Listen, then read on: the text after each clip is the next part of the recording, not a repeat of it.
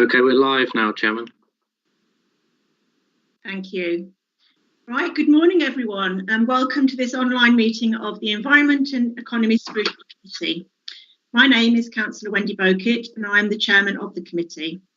This is a formal public meeting. The audio feed of this meeting is being broadcast via the County Council's website. I'd like to welcome the members of the press and public who are listening to this online. Before we begin, I'd like to confirm who is present. Nick Harrison, Democratic Services Officer, will ask members. Their name is called. Your microphone and switch on your video. When you're not participating in the meeting, please make sure you have muted your microphone and switched off your video. Over to you, Nick. Thank you. Councillor Mrs. Austin. Present. Councillor Bokett. Present. Councillor Bridges. Councillor Cullen. Councillor Griggs. Present. Councillor Haiggs. Present. Councillor Oxby. Present. Councillor Matthews. Present. Councillor Mrs. Sneath. Present. Councillor Spratt. Present. Councillor Dr. Michael Thompson. Present. Councillor Davey. Present. Thank you. That's all, Chairman. I'd like to ask members of the committee and other participants to type speak into the chat when you wish to ask a question or make a contribution. Requests to speak will be collated by the Vice Chairman. Please can you keep your questions and contributions clear and concise. Also, just a reminder, please turn off your camera and microphone when not participating. Can I ask that members who are intending to leave the meeting indicate using the chat function? Officers do not need to do so. We want the agenda.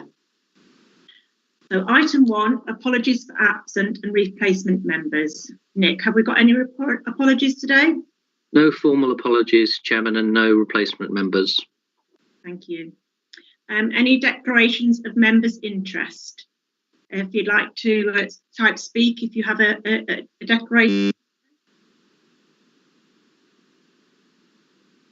No, nobody's coming up, no. Right, so on to item 3, minutes of the previous meeting held on the 20th of October 2020. This is to confirm the minutes of our previous meeting held virtually were present and correct. So do I have a proposer and a seconder, please? I move, Chairman.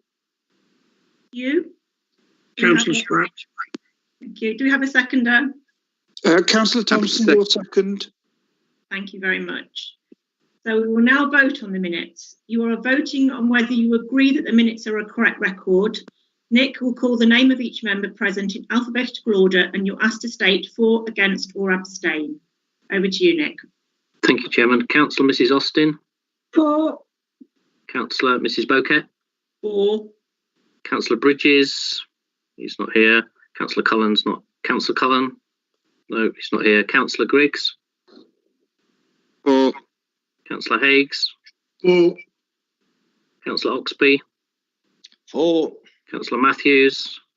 For. Councillor Mrs. Sneath. For. Councillor Spratt. For.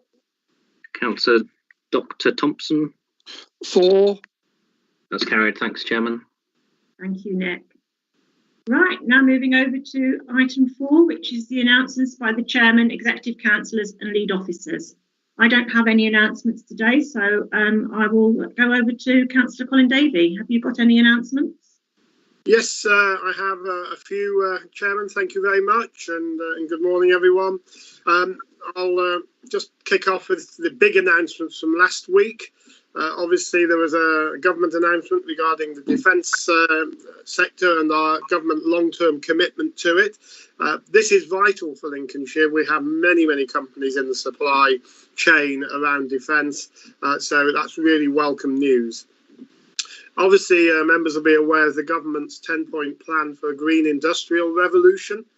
That's the government setting out the framework that will lead to major investment by businesses and stimulating further growth in the green economy. I cannot underestimate how important this is for Lincolnshire, with the strength now on the south bank of the Humber in the greater Lincolnshire LEP area, and how that is now spreading across Lincolnshire in terms of the supply chain and the workers for those sectors.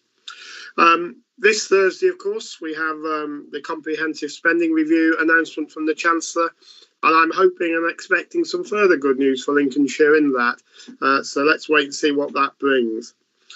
National headlines around this suggest there will be announcements for a national infrastructure strategy. And I'm obviously very keen to see a local infrastructure strategy, and we've been discussing some of those issues at the scrutiny panel into 106 agreements. There's going to be some talk about civil service decentralisation, which is moving a lot of the offices from London to the north. We're expecting an announcement around Treasury decentralising a lot of its functions to the north. And this is about addressing the levelling up process through the Green Book process. And we'll also see the launch of the UK Shared Prosperity Fund. All of these things could have huge impacts for Lincolnshire. So watch this space, and we'll be issuing a reaction to it after the announcement. The EU transition deadline is, of course, now just around the corner. Indeed, for this committee, it's your final meeting before that deadline. Through the Business Lincolnshire Growth Hub, we are amplifying the government messages to ensure that all our businesses are fully prepared. We've upskilled our Growth Hub advisors. We have also dedicated EU transition advisors on hand to support our businesses across the county. Furthermore, new BEIS funding has been provided to enable us to provide proactive telephone outreach calls to our businesses to understand what they have done to become prepared and support any gaps or concerns that they have. We have a number of specialist EU transition technical support programmes, webinars and one-to-one guidance listed on the Building Business Resilience section of the businesslincolnshire.com website. So if you have any bits in your area that are still concerned, refer them to that website. Finally, for instant advice and support, there is a local helpline which is provided by our partner organisation, the Lincolnshire Chamber of Commerce. On Thursday, LCC and the LEP are hosting a Go Digital virtual conference, which I'm doing the opening address. Over 100 people are now booked to attend this event. Topics include how to embrace technology to grow, 3 digital tools to help you grow faster, and how to sell via sites such as Amazon. For me, digital is our future, and we need to be embracing it and investing in it so Lincolnshire is leading and not left behind in this very, very important area. We have our 3rd Tourism Commission meeting tomorrow, the 25th of November, which will focus on product development, focusing on what aspects of Greater Lincolnshire and Rutland's current visitor offer are the ones that visitors most enjoy, and how can we future-proof them for 2025. The meetings have been very productive, and we have been delighted with the support and commitment from the visitor economy businesses to drive the sector forward, despite the unprecedented challenges they face currently because of COVID.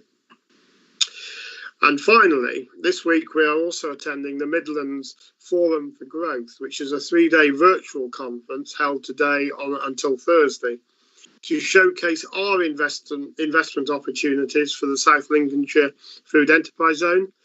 And our Team Lincolnshire partners are presenting on opportunities for repurposing our high streets, future skills and education, and there will also be a spotlight on the Lincoln Science and Innovation Park. And I just conclude that whilst this has been appointed, and whose first day was with the council was yesterday, Dan Clayton, I think, is with us, and I'd just like to introduce Dan to the members. I'm sure you'll be seeing more of him, and indeed more of the entire sustainability team who are observing today as we go forward. So I'm just going to ask Dan if you can unmute and say hello. Good morning. Good morning. Can't see you, but I can hear you. Right.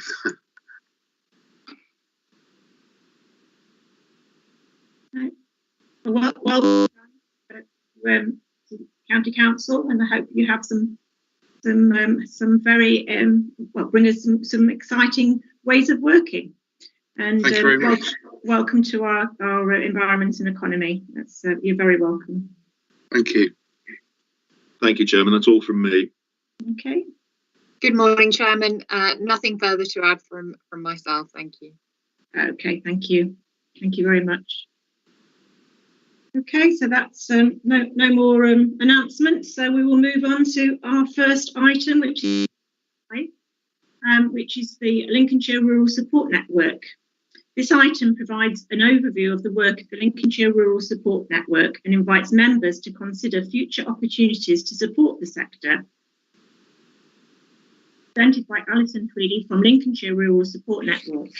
Just a reminder, if you'd like to input on this item, please type speak into the chat thread and we will take questions at the end. The actions today that we're asking to consider is that that we receive the presentation and give a consideration to future opportunities, how we can support them going further. And they do some excellent work, so I'm really looking forward to this presentation. So over to you, Alison, and I think Vanessa, are you going to go in as well or not? Simply just a introductory paper there for you, Chairman, in terms of the fact that we've obviously been working hard as a committee over the last couple of years, thinking about both the policy side as we move away from the Common Agricultural Policy into the new system. And members will remember that last year we were able to support the Rural Support Network financially with a grant. And Alison and Alan, I think, are joining us this morning to talk a little bit about the work that they've been doing as a result of that funding, but also the current picture in Lincolnshire, some of the opportunities and challenges being faced. So thank you very much, Chairman. I'll hand over to Alison. Thank you. Good morning, Chairman. Alison Tweedy here. Alan Robson, our agricultural chaplain, is also joining me to help me present some of the later information in our slide set. So we've got a few slides which I think Nick is going to share with you, which will shape our discussion today. I'm going to cover the first bit about what we've been doing since we were last able to come and present to you, which I think was pre-COVID. At the beginning of the year, and little did we know what was ahead of us at that time. So a little bit about what we've been doing, but I think more especially focusing on the future and what we foresee as some of the problems that people are likely to come to us to speak about and seek help for, and how we might be able to mitigate, support, encourage, innovate, whatever, collaboratively to support the industry to be more sustainable going forward. And I was interested in some of the things you're talking about just before, the Green Master Plan, etc., you know, how it all joins up. So if I could ask Nick to put the slides up, please.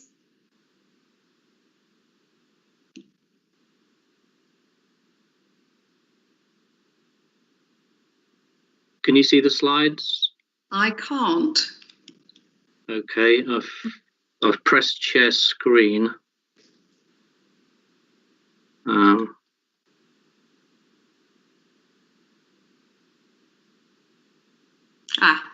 Here we go. Can you see them? It looks like they're yes, I can. Thank you. Can everybody else see them? Yeah, we can now, yeah. Okay, I don't know how well you can see them. I'm kind of spliced across the front of them with mine, but it's not full screen. Can everybody else see them well enough? It's not in slide set, the picture I've got. Well, I've got mine up as well here, so I can see my own as well. So is everybody else okay with that? Okay, I'll make a start then. So yeah, supporting Lincolnshire's agricultural and rural community to live and work well. That's what we are about. I know when I came earlier on in the year, I talked about the value of the agricultural sector to the county's economy. I don't need to go over that, I'm sure, because I think that was fairly evident then. So if I could move on to the next slide, just to give you a few statistics about what we've been doing. We're about health and well-being, so we provide a holistic service to the farming and agricultural community. Unfortunately, our health screening services, because of COVID, have been temporarily withdrawn. We're hoping to reinstate those.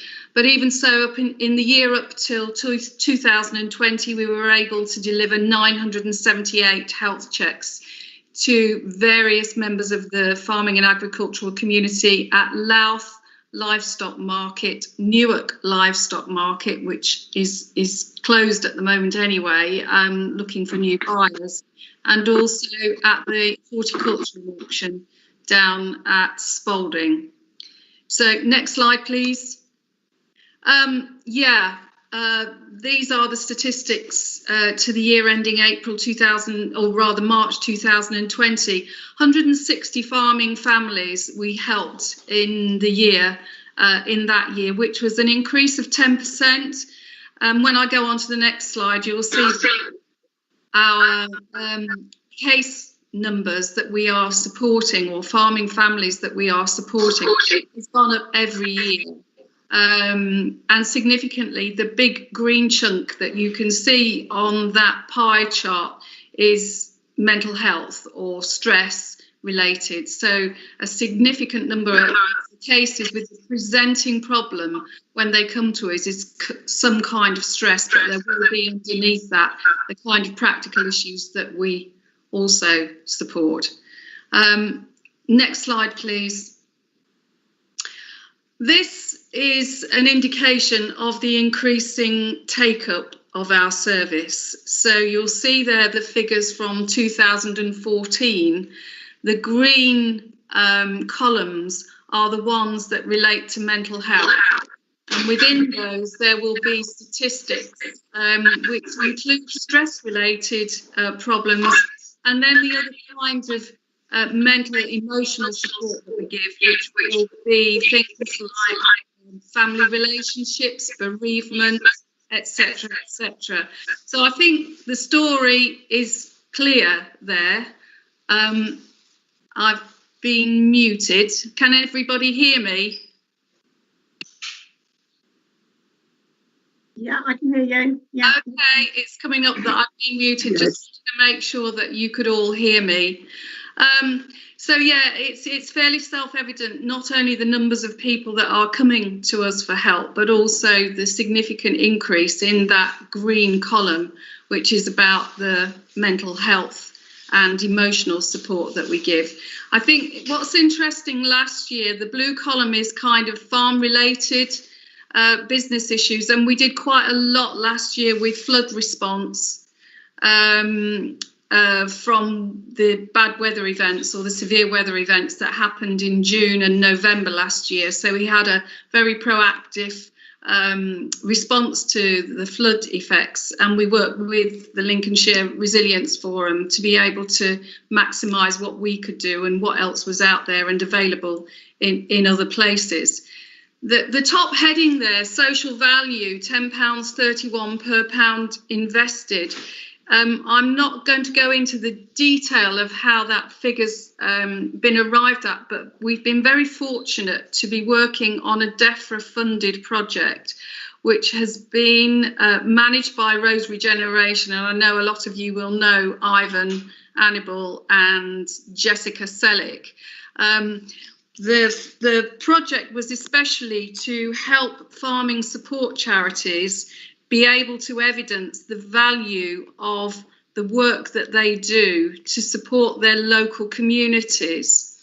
And it's based around something called the Bristol Accord, which measures the activities that social charities are able to introduce and add to their local community in terms of the value of their work for things like making the community healthier, making sure that the community are more joined up, making sure that the community get all the services that they need, that the community and the people who are serving them are encouraged to make the most and develop their skills. So we've been involved in that for about a year now, and the amount of social value per pound invested in LRSN that we deliver to our local community is £10.31 per pound invested.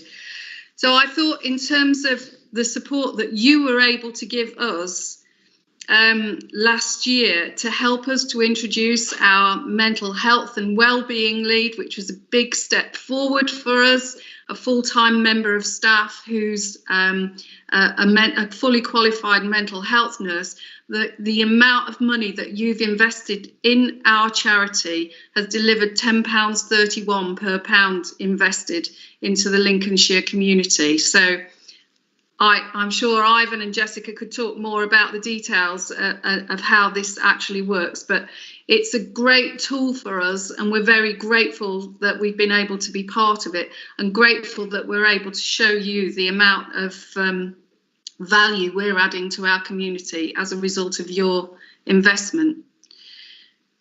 So, next slide, please. And this is where I'm going to ask Alan to chip in, please. The next couple of slides really are about stimulating some discussion, conversation, ideas about how we could help our community and those who are about helping our community with their well-being, both economic, which I know is something that you're obviously very keen to be involved in, but also their overall health and well-being, because healthy, well people make healthy, well businesses and communities. So this next slide, I'm sure I'm preaching to the converted, but I am going to kind of go through these. But Alan, if you're there, are you?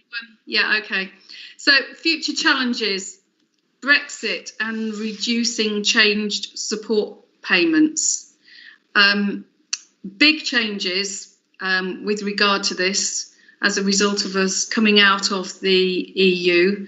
The biggest impact, I think, Alan, if I'm right in saying, going to be felt about 2024. Yeah, 2024 begins the radical change of reducing basic payments. And so in tenancy terms, you're looking at real reduction in the ability to longer term sustain rents and other costs on farm, the liquidity of farming enterprises across the piece, whatever they're like, arable or livestock. So let's say rent £70, £95 an acre, roughly between that parameter. Really, that's being covered for quite a number of farms, at least 50% of them, by the basic payment scheme, which will change, reduce to nothing by 2027, 28. And some of that will be replaced with a much more complex formula, ELMS, which will look at 3 levels: landscape, local and basic. Now, some farms might be able to use all those levels to more or less match what they got with BPS, but a significant number won't. And so we're looking at reduced BPS. BPS across the country sustains about 50% of farms. Their profit is BPS. Farming, raising livestock is not the major profit on, I would say, 70% of UK farming. So there's a lot. It's going to be a bumpy few years, and so good communication, good collaboration between landlords and tenants and the wider farming industry is going to be absolutely vital over this next year or two to prepare for the change. So just going through some of the other things that are on this slide: the weather, climate change, Alan's favourite topic, I think, probably, and probably the biggest challenge that we will have going forward. Not just the immediate impacts that we kind of felt last year, but sustaining those kind of farming businesses when the climate just locally is already changing, never mind about the global kind of impact on food production, etc., availability of water, where people are going to be able to live in the future. So massive, and that's why I think I was particularly interested in your green master plan earlier, because I think that's got to be something that's really got to be considered as far as the future of farming and the sustainability of the farms, if we're just looking at our own little patch in Lincolnshire. Trade, tariffs, etc. Alan, do you want to talk to that one? Yeah, this is known unknowns, known knowns, and all of that. What's going to emerge through the agricultural bill and the trade bills is leaving a huge amount of uncertainty. But whatever, if farmers voted for Brexit, it's not going to mean less paperwork. It's going to mean continued paperwork and challenge to ensure that we get right prices for exports of a huge amount of our sheep in the county are exported, and I think there's going to be real problems. Quite a number of our tenants are in animal production, and so trading, as we all know, on every sector, manufacturing and agriculture, this is going to be a real challenge of future-proofing planning to be viable and be profitable. I like the headlines you have: protecting, progressing, and prospering. They apply to agriculture as well, and how we protect fairly and equitably our food industry in the county is going to be a real challenge. The NFU, the CLA, all the organisations have been working very hard to try and get some equitable sense into the agricultural bill. There have been changes, thankfully, but we'll wait to see how it works out. So, plant protection, some of the impacts of the legislation and statutory changes to the way we are able to farm, chemicals we are able to use. So the reduction of those kind of things, we've seen the impact on oilseed rape, for example. You know, we're used to seeing our county covered in yellow, and that has already changed. So those kind of things. Animal disease, we've got some hotspots, for example, in our county now. We've escaped fairly well until recently, so that's a big issue. Avian flu, we've had swine flu, for example, on the continent just recently. And I think the whole thing, not just about animal disease, but COVID, has made us realise just how much we're connected, you know, what's been going on with the minks over on the continent. So, you know, this kind of threat, for example, which it is ever present, and I think if we've ever had a reason to understand quite how devastating those kinds of things can be and how interconnected we are as a species with those animals, etc., that are living in the wild and living domestically around us. So another big wake-up call, I think. Alan, do you want to do the next couple? Yeah, I think the public image you're all very familiar with. Veganism is here to stay. It's a legitimate life choice, but it offers challenges to every part of the farming industry. Above all those, you know, what is really challenging, you know, is the amount of yield. Yields globally on all products, particularly wheat, have plateaued, so that we need to increase yields of our products, but the research and development isn't quite there. So there's real pressure on food supply, food security, and I'm sure, you know, some of the, you know, the green master plan will address some of this, because it's around managing the waste, managing the water, and managing all of that.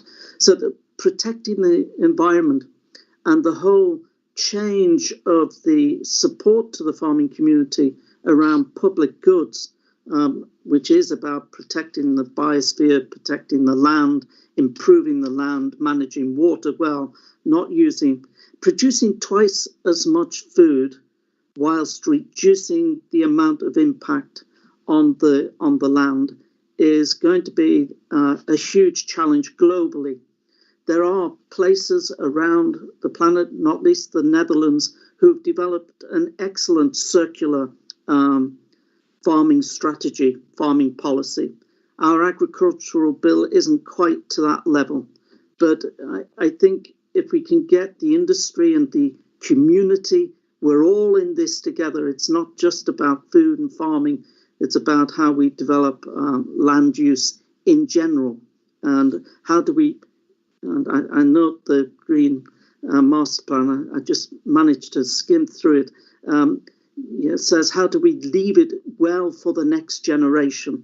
And building that into all the policies, housing and waste management and increasing energy use in a sustainable way, will all fit into how we manage the land estate that you have in Lincolnshire. And I think other counties like Staffordshire, Norfolk, Devon have really developed good policies about retention of the land for the best value of public monies. And so how can we work with our landed, not just urban land, but rural land managers to best effect? And I think it can be done. Other counties, rural counties, are doing it. So I'm really optimistic, like Councillor Davey, that we can protect, can progress, can prosper, but we need all this collaboration and communication. Okay, next and final slide then, please. This was just our pick list, Alan, wasn't it, really, of the kind of things that we thought we would like to think about going forward, and particularly in coming to speak to you here today. There are going to be some casualties. There is no doubt about this. And I think an understanding of what the county council policy in relation to those kind of socio-economic impacts are going to be. I, like Alan, was looking at some information yesterday, which does suggest that, you know, nearly 50% of small to medium farming businesses, because of all of the things we have just described, the impact of Brexit, the impact of climate change, etc., the agricultural bill, there are going to be some casualties. And particularly in relation to Lincs County Council, with your role as a landlord as well, the next area or particular key area of concern is the tenanted sector. So how you can support those farms people to be resilient and sustainable, and where that isn't possible for one reason or another, how we are going to address those impacts.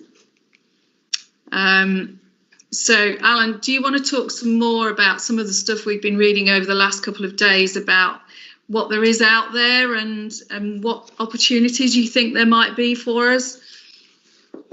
I had the opportunity to talk to the Tenant Farmers Association Lincolnshire representative. He lives up at Easthoft in North Lincolnshire there. And all what we've just shared is essentially what he said, that we're all aware of challenges across all the sectors in our community, and they all need to be able to prosper, and how we enable that to happen is critical. And but I think developing longer term policy and trying to avoid reacting is a real challenge, because when budgets are stretched and hard going, it's really hard.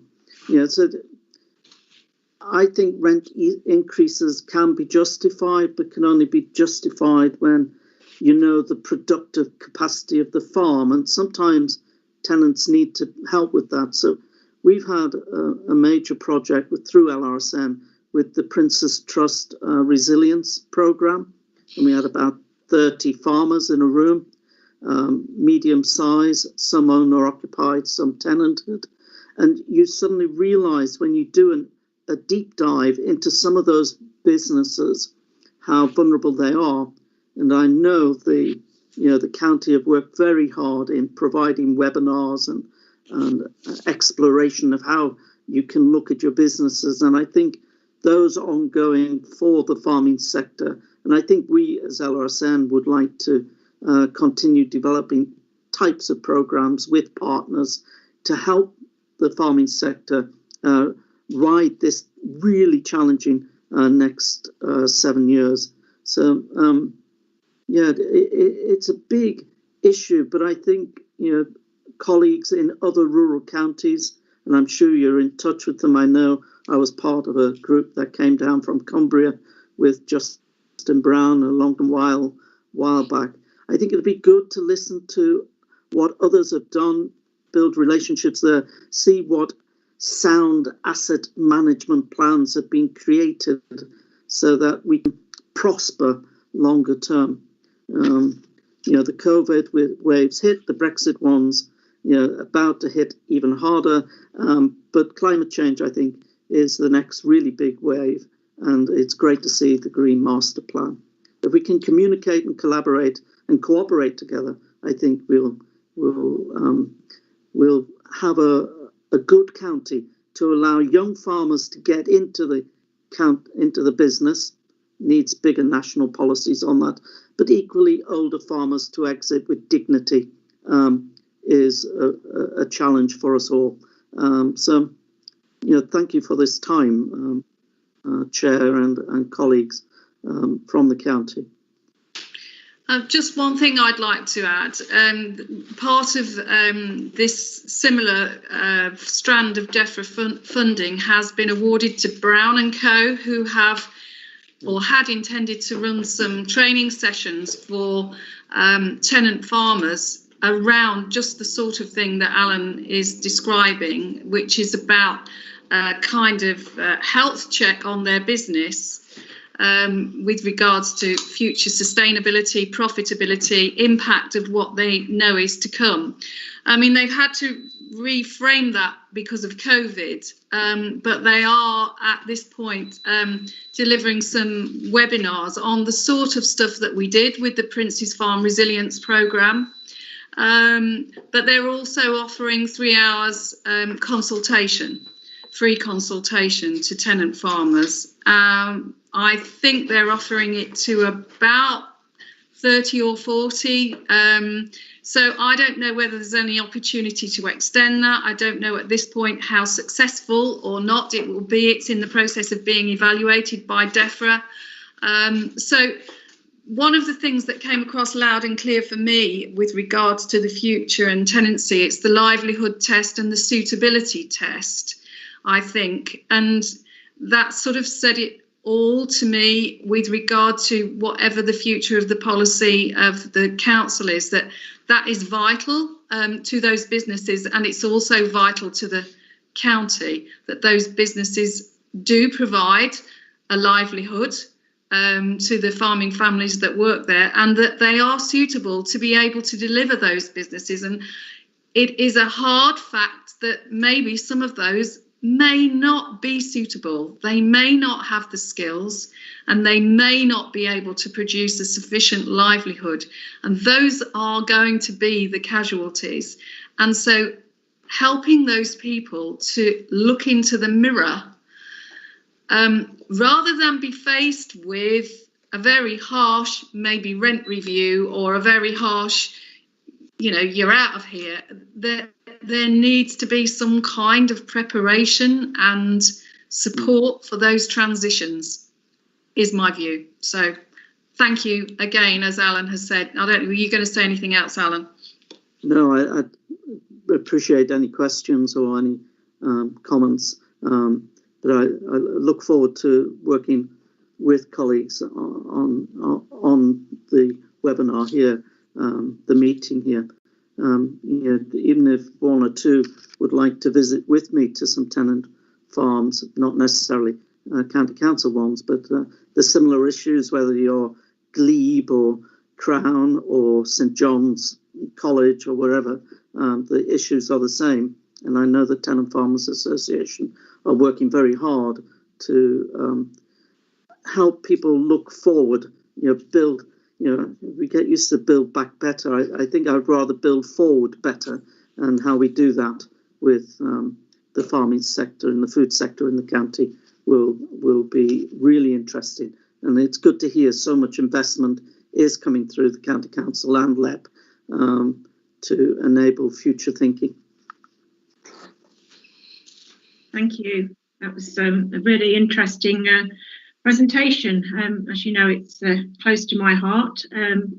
But is there any questions first before I make comment myself? Is anybody from the committee who'd like to ask a question? Councillor Thompson, Chairman. Thank you, Councillor Thompson. Thank you, Chairman. Thank you for the presentation. Just a query on the statistics for the health screening. The main items that were picked up were glucose tests 156 and blood pressure tests 141. Do you have any information about the results of these abnormal results, particularly, and any outcomes regarding referrals? Thank you. Yes, I do. We are able, and I haven't got that slide for me, but I could give you details of what referrals we make.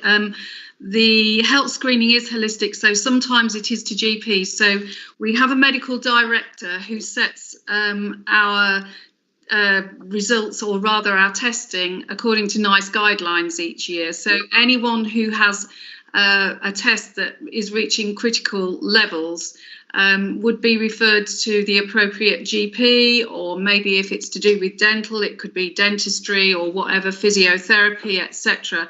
A lot of our tests actually are enabling people to manage existing chronic conditions. So quite a few of the guys, and I say it's mostly guys that attend these markets, have got diabetes, blood pressure, etc., high cholesterol, and they use our service as a way of monitoring and managing that chronic condition.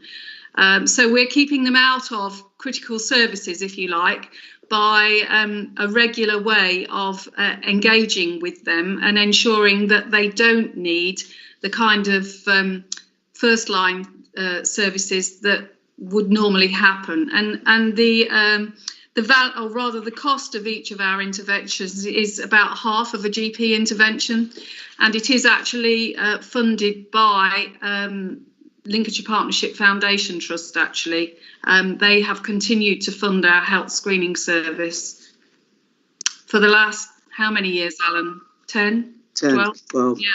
Yeah.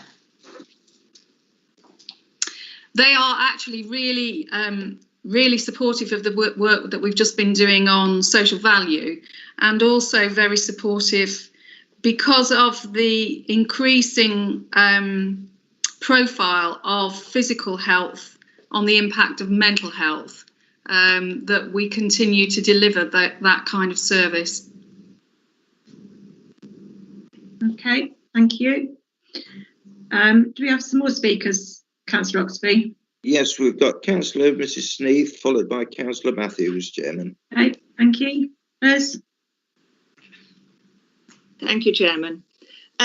I was interested to see on one of the early slides about the health issues you look after people with, that Stop Smoking actually had no takers, and I was quite surprised about this. Do you have any comments on that? It's a drop-in service, and people attend for their own particular reasons. I would have to say, actually, that as a community, they're not big smokers, are they, Alan? No. that doesn't seem to be a kind of prevailing problem for them. Alcohol, maybe, but that tends to manifest itself rather in our casework service rather than in our health screening service. But no, I mean, we used to refer to the LCC, I've forgotten the name of it, the Stop Smoking Service, but very, very few. Interesting. Thank you, Chair. Thank you. Councillor Matthews?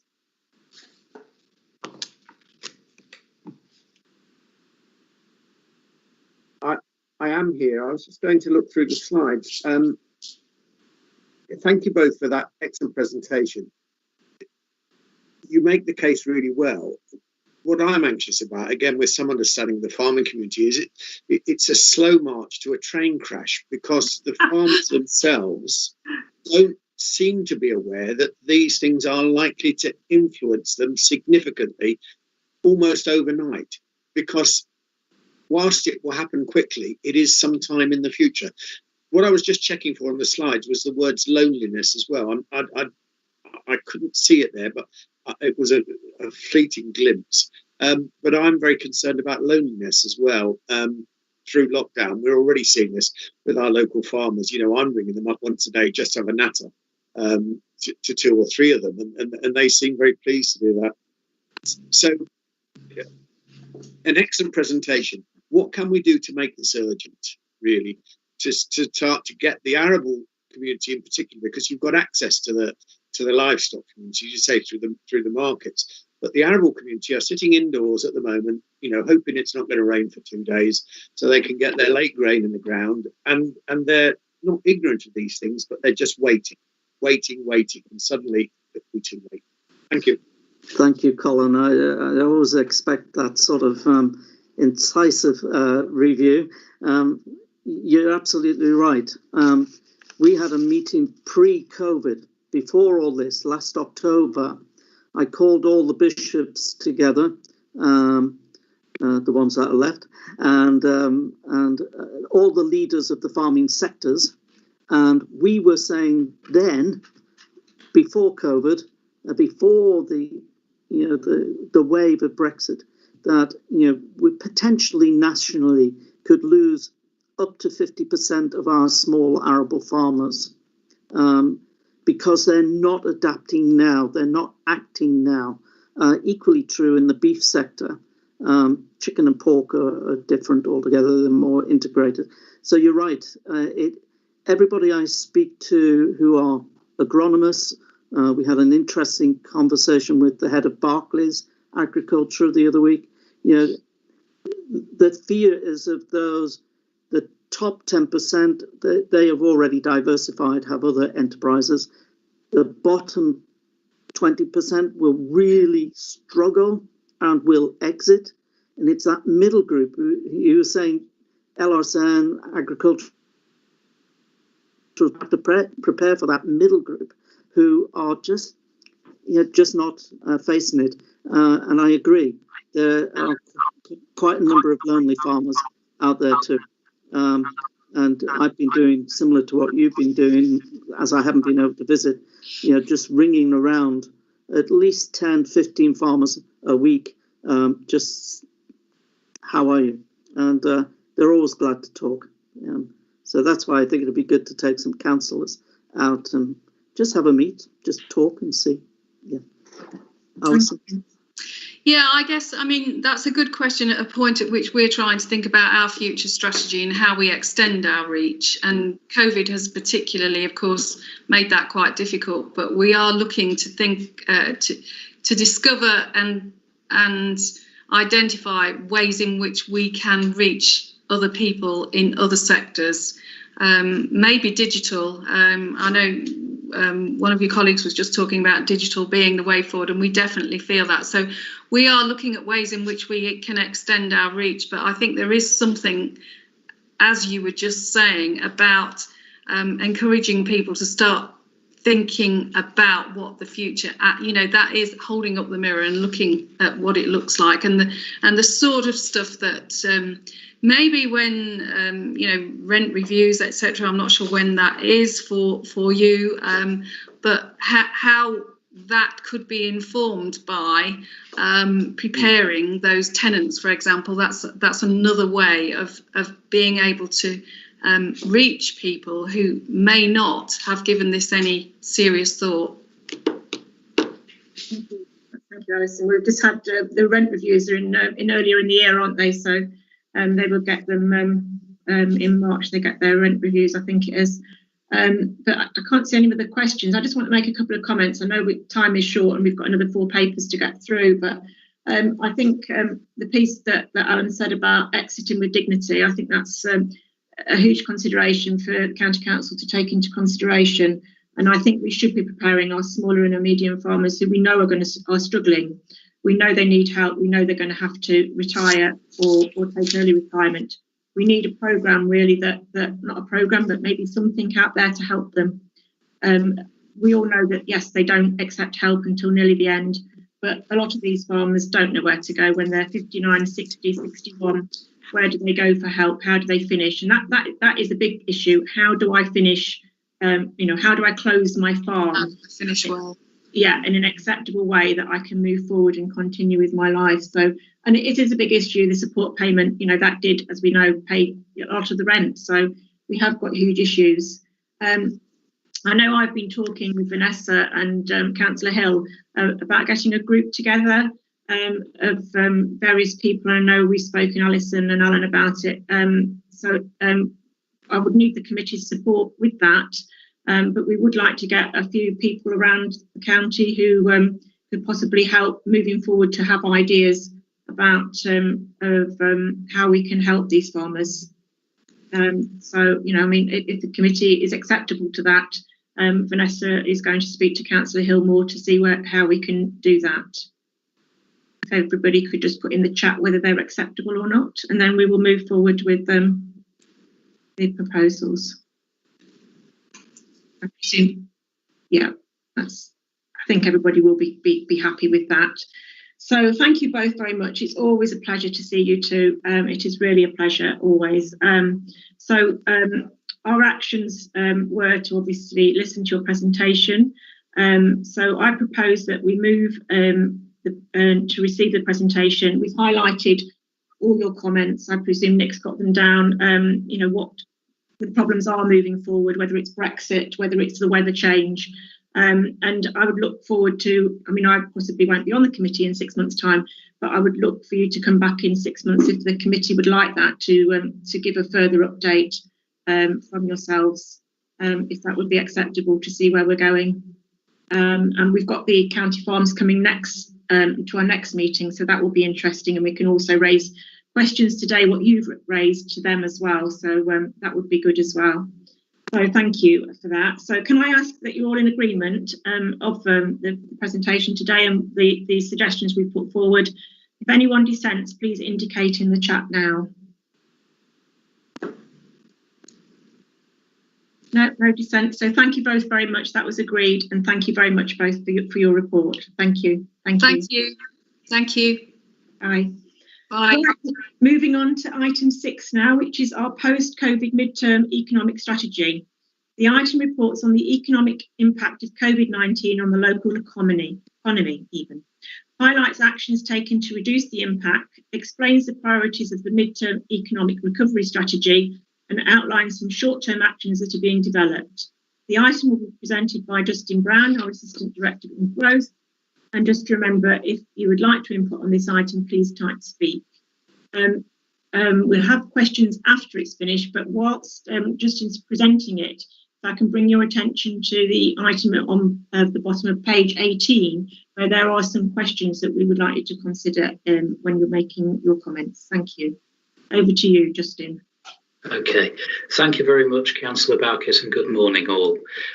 So as Councillor Bowkett's just introduced, this paper is about the mid-term economic strategy, and what I'm planning to do is give you a quick update on impact on the local economy and the work that has already taken place, give you a bit of a description about the mid-term economic strategy that the LEP and the County Council have been collaborating on, and then ask you for advice and thoughts about some short-term actions that we as a council might take. So that's the plan. And if I can ask you to have a quick glance at page 16, there's a bit of analysis there about the economic impact of COVID-19. And what I think's really important in this is that our work is starting to dig into some of the hidden and unseen issues that there are relating to economic contraction as a result of COVID. So clearly, any economic contraction will lead to rising unemployment. But what we are seeing is a greatly tightening labour market, fewer jobs available, and being available with a significant requirement, either in terms of time, in terms of skills, in terms of availability. So the labour market is tightening. And one of the things that we are seeing very strongly is a significant risk that young people without qualifications will find it extra hard to get into the labour market. We're also incidentally seeing a greater number of part-time jobs being lost at the moment, and that has an impact on people with caring responsibilities. There's then a sort of contradiction, isn't there? We're seeing reduced business investment because businesses have less cash. They've been using their reserves to manage through the problems of the past 8-9 months and what is to come in the future.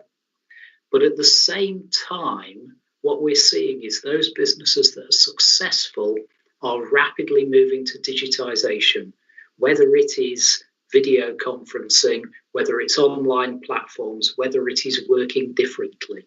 So there's a real challenge and contradiction between reduced business investment and rapid digitisation.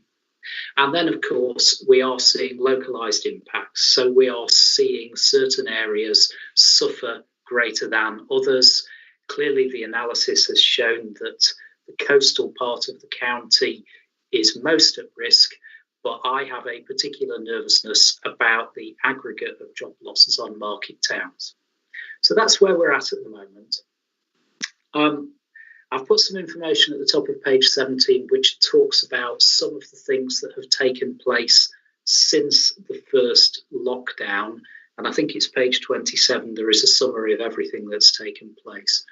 What I would say is that the teams in our department, in district councils, in the Chamber of Commerce, the Federation of Small Businesses, etc., have really, really worked hard and have delivered a fantastic service for the economy in the area. And you can see some suggestions of the work that they've been doing. And it may sound a bit glib in recommendation 2 to talk about congratulating the staff. But actually, a lot of them are on their knees. They've been working 16, 17, 18 hours sometimes to try and deliver services to the local community. And a little bit of a thank you from the committee, I think, would go a long way. In terms of midterm recovery plan, bottom of page 17, we're working with the LEP on a proposal to go to government for significant investment. And it covers the 3 headings of protect, progress, and prosper. And it talks a lot about inputting into those sectors where Lincolnshire is leading on a national level, whether that's defence, whether it's energy, whether it's food manufacturing, etc. And that becomes very important to us. But what I'd just like to dwell on for a moment is the information on page 18. And one of the things that Councillor Davey and I have been working on is saying, as well as the business as usual work that we would be doing as a council and as a partner with others, are there some things that we now need to start doing that will really invest over the next 12 to 18 months in addressing some of these challenges? And they're described a little bit in the table there on page 18. Tackling rising unemployment, partly by establishing a task force approach to redundancy issues, but also providing advice to businesses. And I guess increasingly doing something which is to tell people about the job vacancies that there are and to match people across to those vacancies. I mention an online jobs fair on page 18, which the LEP have led. Their first one was last week. They had nearly 500 individuals attend that. And most importantly, they had nearly 70 businesses attend it. A really good example of matching jobs to unemployed people. We talk about reduced business investment, and I think it's really interesting to look at that from the context both of major businesses who are looking to invest and probably would have put 10, 20, 30,000 pounds into a new product line or into a new a new sales platform or something, and also looking at those really, really important little businesses that we have in our villages. You know, the shop, the hairdresser, the butcher, etc. Very important to the local community. So it'd be interesting to get your views on how we might support and invest with them. Digitisation, I mentioned because of this big shift, and it may be that when Angela discusses the Growth Hub in a few minutes, she'll mention some of the programmes we operate there. But I do think there is something about helping our small businesses to digitise. The pub in our village relies on its dining trade, and at the moment, because of its finance, it has a photograph of its menu on Facebook, and you have to ring up to order. Now that, as a service, is not really a sustainable and market-leading service. Excellent food as it is, but we need to help them to be able to promote better. And then finally, I talk about localized impacts. And in there, I think particularly there is a challenge for us about the high streets. We're seeing reduced footfall, and more reduced footfall. And yet we've got a large amount of public sector estate, a number of buildings, which if we could repurpose them so that they become business centres, training centres, etc., returning the footfall to the high street, that will have a knock-on impact to retailers and others. So in summary, I think at the bottom of page 18, there are 4 questions there which I'd be really interested for your views in. Are there any gaps? Do you think the balance is right? Are there any particular groups of individuals who think we ought to support? And how do we make it very clear that we as a county council are doing things which are positive to the community? You invest a lot in economy and business. It would be good for people to recognise that. So I'll leave it there, Councillor Bowker. Be interested in any comments or advice that members of the committee have. Thank you. Thank you, Justin. It's a really interesting report, and it highlights how people, like you say, about your local pub. You know, we can help these local businesses. Do we have any questions from the committee? I haven't seen any at the moment, Chairman. No. Oh, right. I'm feeling really lonely, Councillor Bowker. Can Colin help me out? I'll start with some questions. I'll get the committee going. Come on, let's get ourselves livened up here. Well, I think personally, it's really good. The points there that you've got there and that proposed action plan are really good.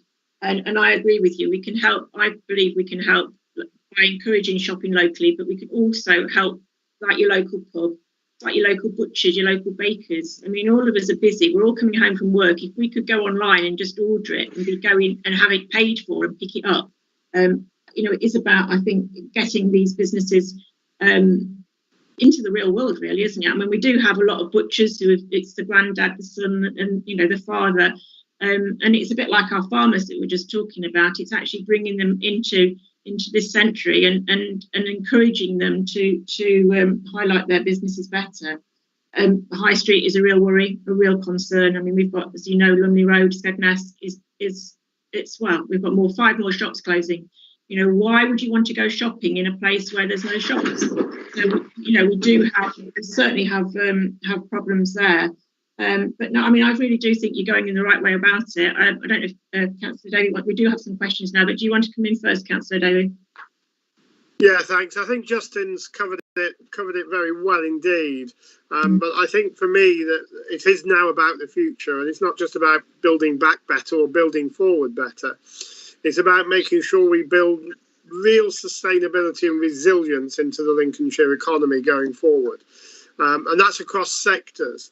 So you made a very valuable point, Councillor Bowcat, about the state of somewhere like Skegness and other places in Lincolnshire. I would say Sleaford is another example where shops are coming off the high street, and we've got real challenges about what those places are going to be for the future. It's about repurposing now. But for me also, you know, to support smaller businesses, there's the public sector discussion we all need to have about, even though we're procuring a lot of contracts with local companies, could we do more in the next 5 years? Could we actually spend more of our money in the local economy? Could district councils also follow our lead and do the same? Can we commission more investment into the digital arena, which is the future for small businesses? Helping people to trade virtually and online is critical. We have to accept that the high street is never going to return to what it was before COVID. It was already in critical decline. What we have to do is agree that we need to repurpose. And for me, what I'd like to see is more of the Lincoln mix of local shops and local traders alongside some national traders in a setting. We've got to get to realise that people are going to look to buy services on the high street from now on, things that you can't physically buy online. They're going to want to live in a place where there are shops and where there are coffee shops and restaurants and bars. So that's how I would see the repurposing of the high street. More people living there, using the facilities that are in the much smaller retail space below. So we've got some challenges, but I think Lincolnshire is a resilient place. It always has been in terms of economic downturns. And I'm determined that over the next few months, we make the right decisions to build the resilience going forward, supporting the vulnerable, supporting those businesses that are currently struggling, and those that are viable, and there's some that are not, as the Chancellor has said. We're going to have to accept that, but supporting those that stand a fighting chance to win that battle and be part of the future. So that's my sort of thoughts on that, Chairman. Thank you, Councillor Davey. Right, I think we've got some speakers now. Councillor Roxby. Yes, Chairman, we've got Councillor Matthews, followed by Councillor Elizabeth Sneath, followed by Councillor Austin. So Councillor Matthews first. Hello, Julian, and good report, and Colin, you know, good summary of those things. I'm particularly concerned about broadband. I agree with you, Colin. Digitalisation is the way ahead for our coasts. I sit in a place where we've got an appalling signal, so bad that I can't attend council meetings sometimes. And despite raising it with our support services, we don't seem to qualify because we're 2 miles off the beaten track. And actually, you know, that's an area that, if I take myself out of it, I think I agree with you. We need to be doing more work on strengthening the broadband and other digital provisions. I particularly like the bit you've got there, Julian, about supporting self-employed in the area. My son is a gig worker, but he works in Southampton or Exeter or Manchester or Suffolk. And he leaves at 5 o'clock on Monday morning, and he comes back at 3 o'clock on Friday afternoon. He's an absolutely skilled ground worker, but there is no local work for him. He is self-employed, but he's prepared to travel. So looking at self-employment for work within the region is a really good thing. And the third thing, this is just a little bit of a bugbear that's come to me from, I spoke to you about previously, electrical provision. So that we can use electric cars, because clearly to come to the coast, people have got to travel. We're doing good work on the roads as best we can, I think, actually really pleased with the plans there. But can we do something about strengthening electricity, electrical supply infrastructure, so that as hybrid and electric cars come online, we can actually meet them, service them, and then charge them up so they can go back to Lincoln?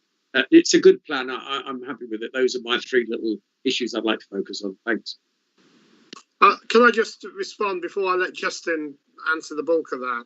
I think Colin makes a valuable point. Yeah, we all recognise the challenge around electricity and utilities. There's a lot of work going on that in that regard.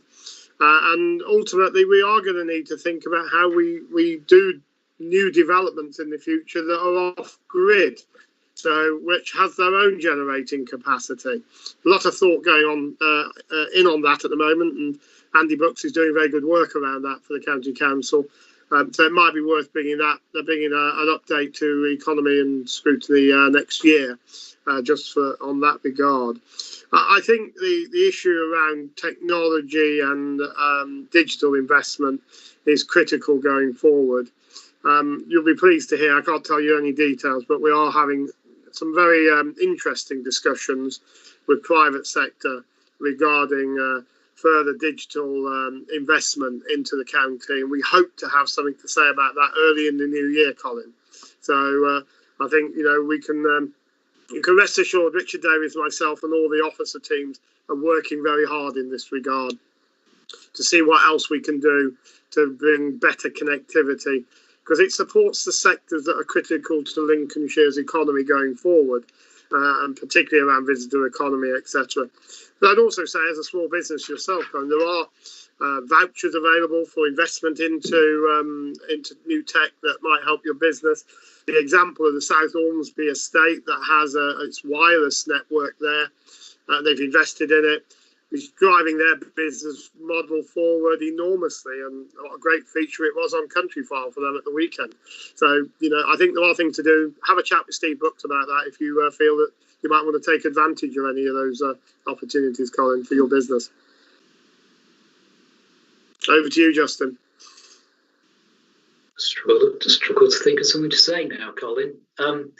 I think one thing I would add, going back to the utilities point, is that we've been exploring how you could create local energy companies, and we've spoken to a couple elsewhere in the country. And their advice is about really getting the scale right so that it is viable. And it is also advice around saying you've got to be absolutely technically aware so that you can buy the right energy at the right cost. So we're doing some work at the moment, which I think is really moving towards a conclusion of saying we need to be smarter at working with the mainstream providers where there are real challenges like the one I'm aware of in your electoral division, Colin. But it's a piece of work we are on with. It'd be really interesting for the committee to find out a bit more and for us to debate it through. But heck, the market economics in utilities are really, really controlling what happens. Justin, do you mind if I just ask you a little bit about the self-employed, about how we promote self-employment and coach young people to become effective self-employees within this local community? Because I think it's an area that it's out with the education sector. It is something about entrepreneur and business, and I think it almost needs a little academy set up somewhere along the coast to how to develop self, which I think you've picked up in your report. So you must have some, I imagine you've got some thinking behind that. Yeah, I think there's two things. The first one is definitely about entrepreneurship. And many people who become self-employed do so because it's a route to a job. They don't do so because they believe that they want to grow and grow and grow. And our task, I think, is to help them to lift some of their horizons and understand that entrepreneurship and what they can do. So I'm expecting my daughter, for example, to enrol on a hairdressing course soon. And when she does so, she will probably need to take some decisions about whether she's going to run her own business or become self-employed. And if it's self-employed, how does she concentrate on making her business grow, not just concentrate on giving people good haircuts? And I think it's that sort of piece of support and advice that we need to get stronger at, and it isn't just waiting for people to come to us and say, can you help me? It's about fostering a different spirit. That's where that academy approach you've described may come in. I think the other thing with the example of people like your son is about really improving the dialogue locally about builders and other sectors and where they need subcontractors. Vanessa and I were in a meeting yesterday where a number of local authorities were talking about building rates slowing down because the local builders simply cannot find enough subbies. Now, if our subbies are actually going and working elsewhere in the country, then there's a communication breakdown somewhere, and it would be in all of our interests to improve that communication. So those are the sorts of things that are going on in my mind that we hope to develop and move forward with. Okay, thank you very much. Back to your 4G, Colin, you need to get hold of Steve Brooks because you could have a 4G box put on your building. My clerk at Eastville has. She didn't get any internet whatsoever. She couldn't even send an email.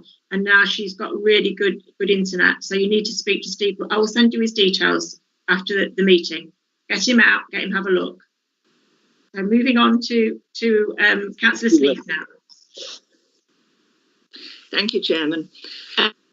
Yeah, I think certainly to me, and I would think to most people in Spalding, retail is the most obviously affected area that I see as a shopper, a keen shopper, or previously. But actually, town centres have been struggling for years. This has moved things on incredibly quickly, but you know, we've had small shops and big shops shutting in Spalding for ages, and yeah, it's not just this, is it? Retail is really hard, but equally it's really hard for us to support local shops when we're being told not to go shopping. So we are in a bit of a catch-22 situation. Certainly, I was in a steering group meeting yesterday in Spalding looking at the problems we've got in Spalding, which is relevant to all small market towns in the county, in fact in the country.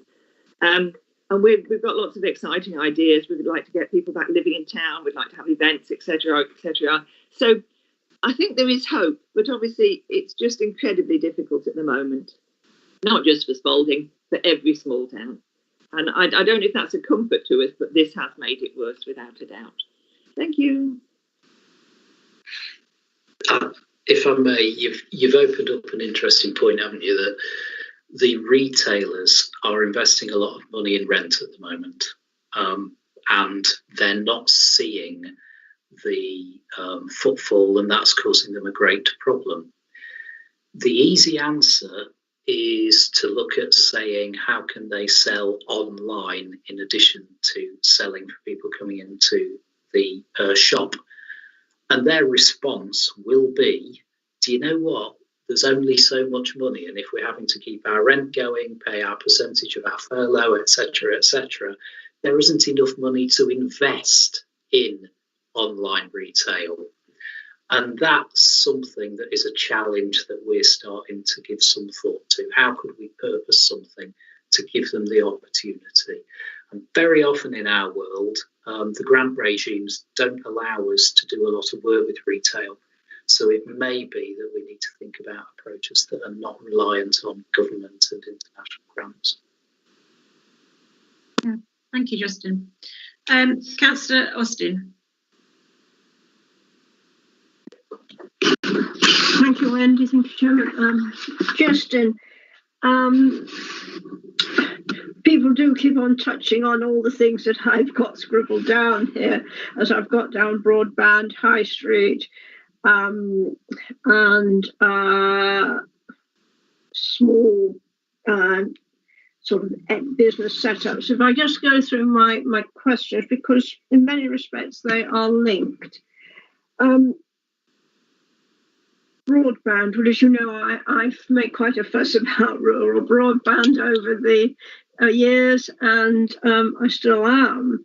And interestingly, in the previous presentation from Alan Robson,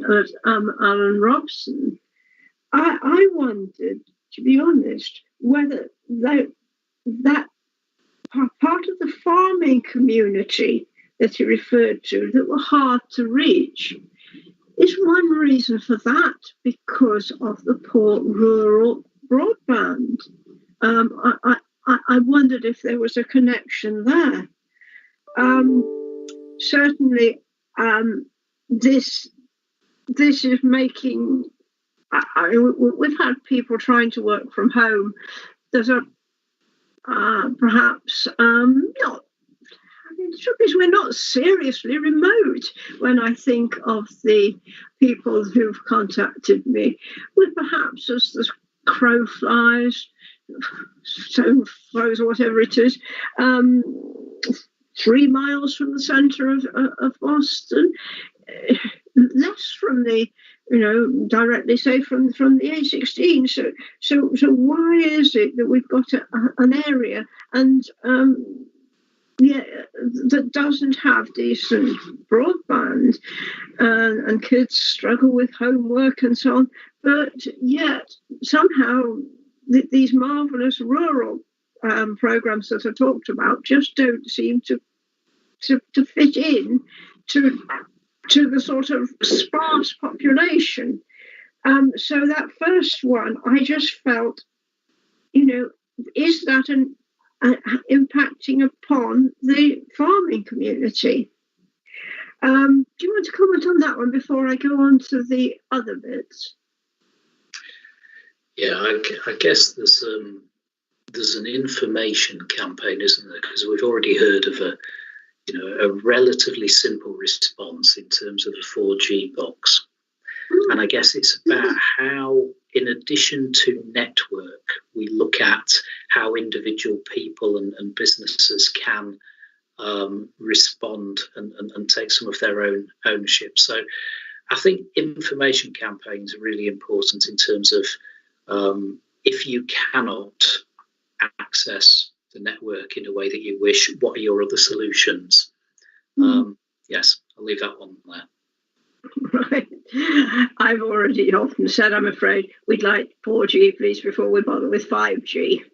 And I'm sure I'm not the only person who thinks that. Now, the other thing, the high street.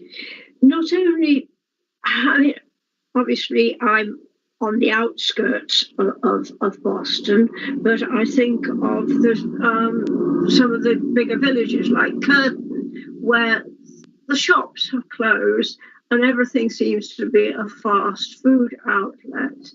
And obviously the community, on one hand they moan, but on the other hand they go and use the big supermarkets instead. But coming to the centre of Boston, for instance, we've welcomed, from the planning point of view, conversion of upper floors to residential. But I feel we haven't got a buy-in from the community itself. That there's this golden age, isn't there, of wishing that we've got the big shops and so on. And how can we support? Because when, much as we would love local businesses to move into the shops in our town centres, we don't control the rents of those shops. And just thinking of our marketplace in Boston, they are out of the reach. Those rents are out of the reach of local people, because in an ivory tower in some pension fund, that it's just one more thing on a portfolio, and they're not realistic. What can we do? So that's my second question. But my third question is, can we need more of these mosaic type centres that are outside Lincoln? I like to think we are on the back of the town deal in Boston going to get a small sort of version of that. But are these all things that we could be doing or promoting? And I'm at a loss to know how we can solve these multiple problems. I'll pick that up just briefly, Justin, before you jump in. There's a couple of points in there that I think I'd like to make. Firstly, COVID has changed everything in terms of the way we work and how we shop, and all of this is going to have to be worked through the system. It's my personal view that we will never go back to the pattern of work that we used to have. We certainly won't as an organisation. Why should we? You know, these meetings are absolutely adequate. Anyone can join them and watch and observe. Openness and transparency is everything. And this system is probably even better than meeting in one place where people can't access those meetings in person. So that's going to change. The way people work will change. And obviously, it's my view that probably 75% of people will work from home most of the time. But they will still need access to high-tech centres for those bigger meetings where they might be national or international meetings. So we need to look at a network of provision, I think, maybe utilising our business centres, working with our colleagues in the districts to provide pod-type, very easy rent spaces for a few hours for a day or whatever it might be to support businesses.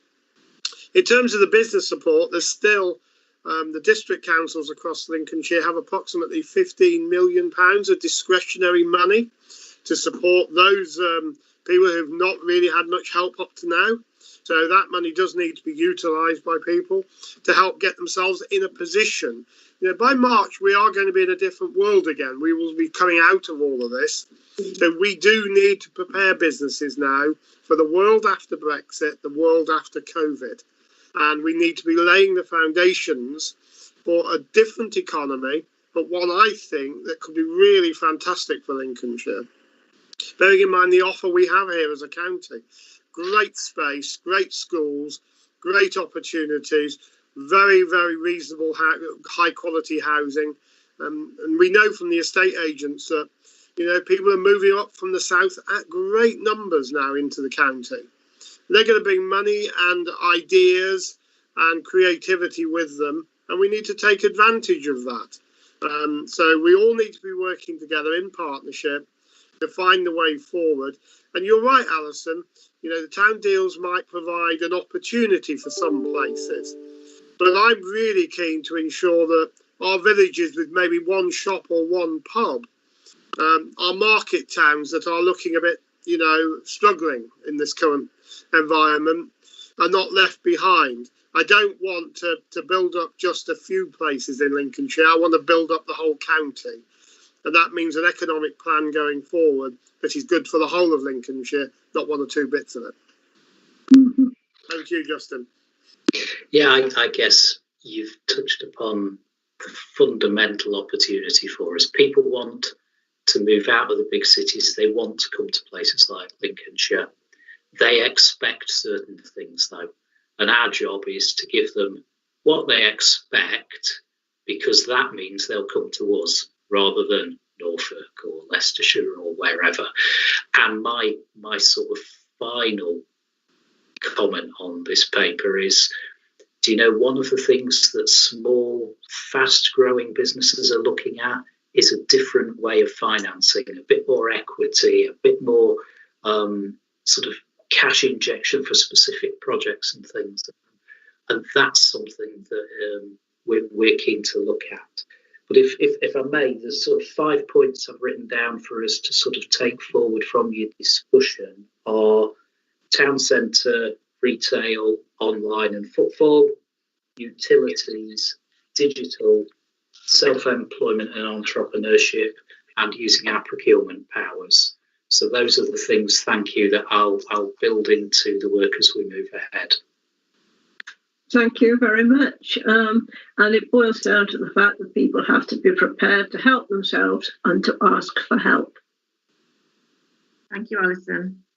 Thank you, Justin. I don't think there's any more members asking for questions. Is there Ron, did you want to say anything? Well, I'll have a quick word. Yeah, I've one or two things. I'll put my camera on, actually. You can see my lovely face. You can see my lovely face. I think there's been a lot of things that have been touched on already, but my biggest issue for many years, first of all, I've been self-employed since I was 21, so I'm well aware of the good times, the bad times, the pitfalls and everything. But what I did do during my working career, I did own all my own properties.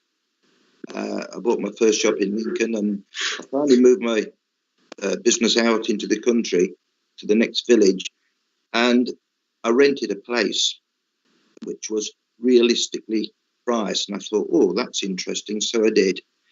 A rent review came up, and I was prepared to go to double the rent. It was 3.25 times the rent was proposed, which actually put me out of that business.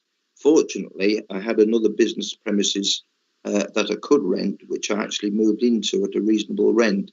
But I have found in the past that it is, in a lot of cases, the landlords who think this is easy money.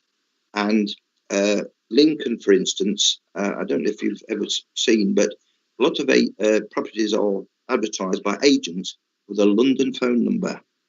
And in instances, they actually assume that we in Lincolnshire have got the same amount of money to throw at properties to rent. And I think this is wrong. And I think that the time has come. This COVID situation is probably going to open the eyes of people that rent properties that, look, this is not easy money.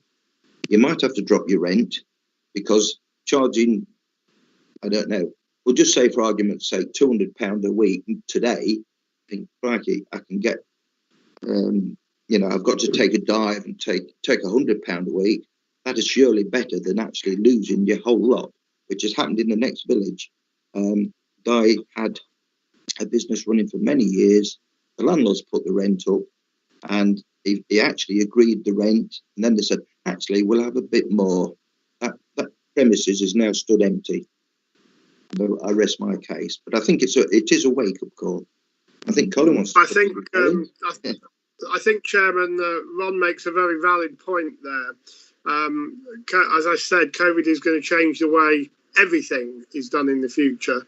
And I think there is a real challenge around not just absentee landlords owning property on the books in places like Skegness or Lincoln or Boston, where they don't have any understanding of the place or the economic value of that property and its contribution, and all they're looking for is income.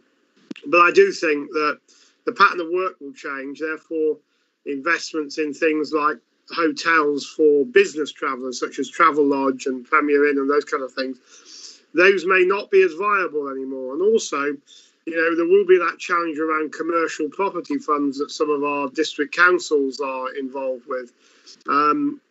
Who's going to really want to have an investment in city centre office tower blocks anymore? Will that be a sensible way forward?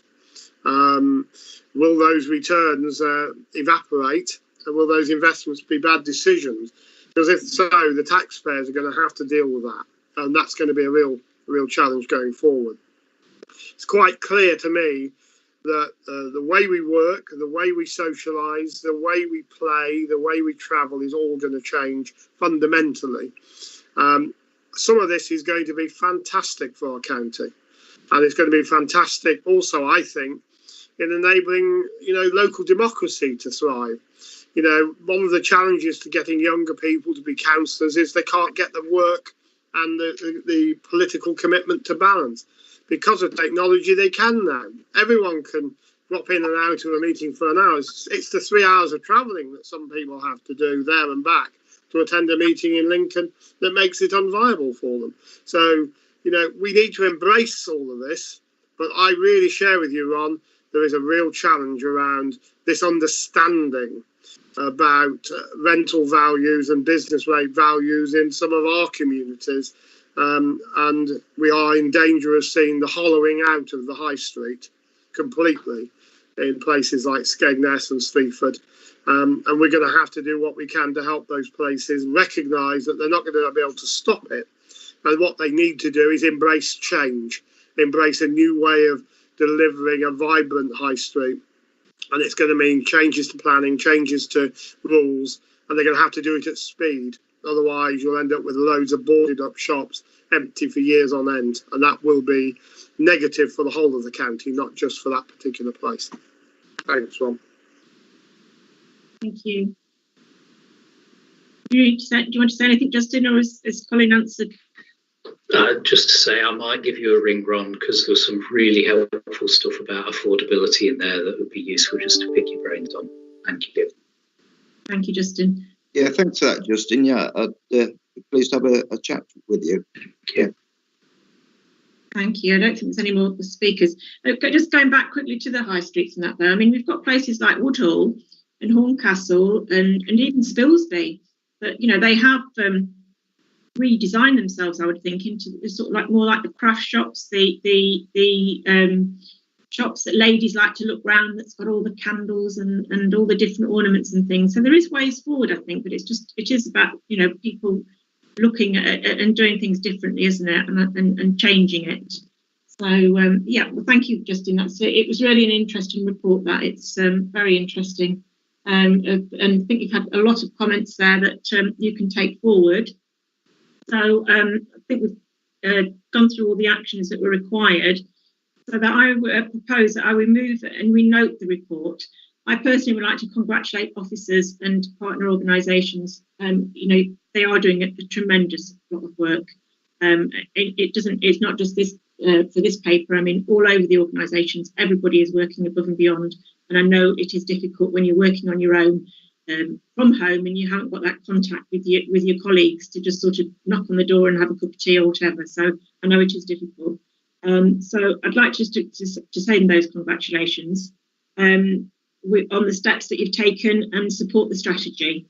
In addition, I would invite officers to take on board the issues raised during the discussion on the table, especially on the page 18 of the report.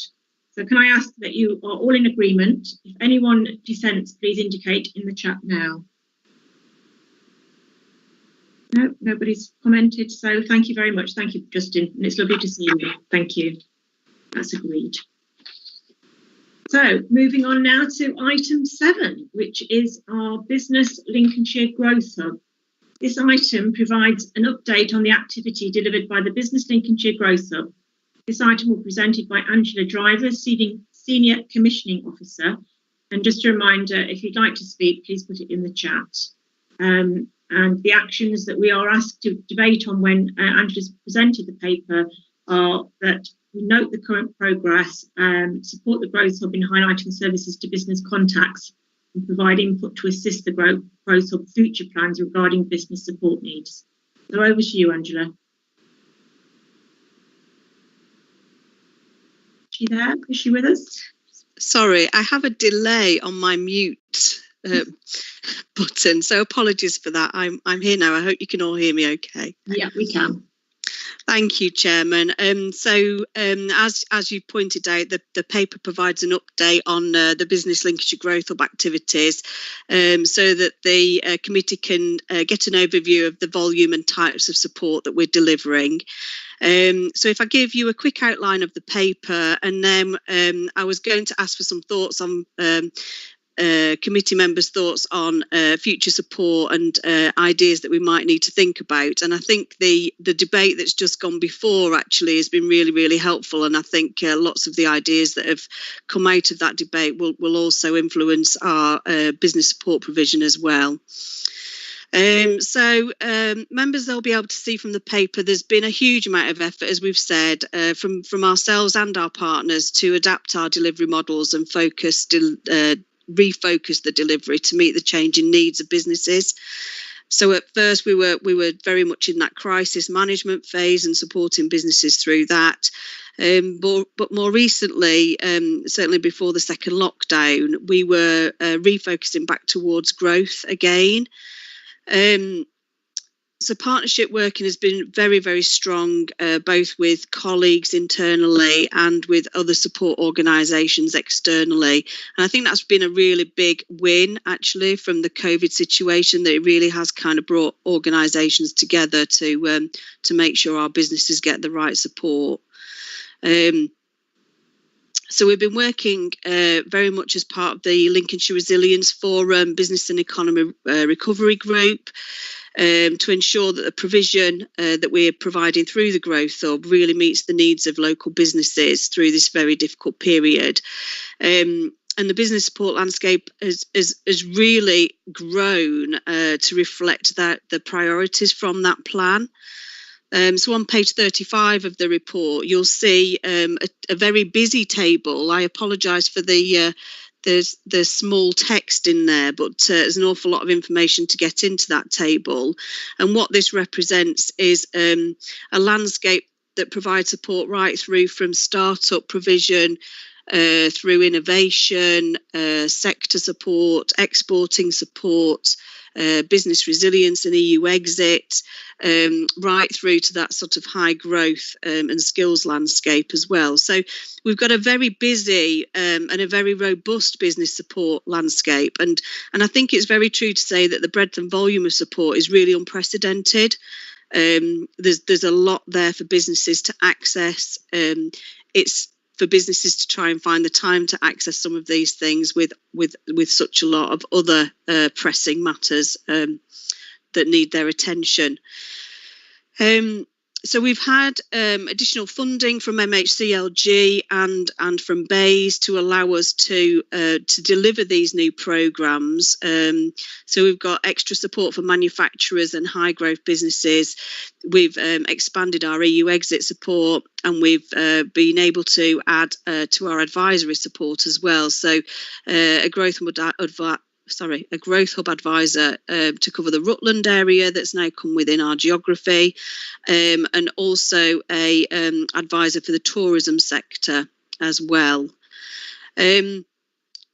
Digitisation, as we've mentioned in the previous paper, is extremely important. It's a real strong theme that's come through. COVID has really accelerated the take-up of digitisation within all businesses. So we've worked hard to promote the services of our specialist digital advisor. We've refocused our digital grant to enable businesses to access that so they can purchase work from home equipment. And many of our workshops we've delivered have had a focus on digital skills development. So website development, e-commerce, social media, developing data solutions and so on. So there has been a real focus there to develop digital skills for businesses, and we need to do more of that as well. We've also done a lot of work to campaign work to highlight innovative stories to help businesses think about what they can do. I think right at the very beginning of COVID, there was a lot of focus on what we can't do, and we tried to highlight some of these innovative stories of businesses that are responding to COVID, so that they can inspire other businesses to follow a similar path. And just on digitisation, our annual Go Digital conference is on Thursday morning. It's our first large online conference. So members, please do join if you've got time Thursday morning. I'm very happy to circulate the access details to that online conference. We've got a great lineup of speakers and some breakout sessions that really focus again on those digital skills. We have to recognise that many businesses are struggling. We're working with DWP and other partners to ensure redundancy support is available both for employers and employees. Lincolnshire Chamber of Commerce have worked with us to develop a HR hub to help the many small businesses who don't have a dedicated HR team.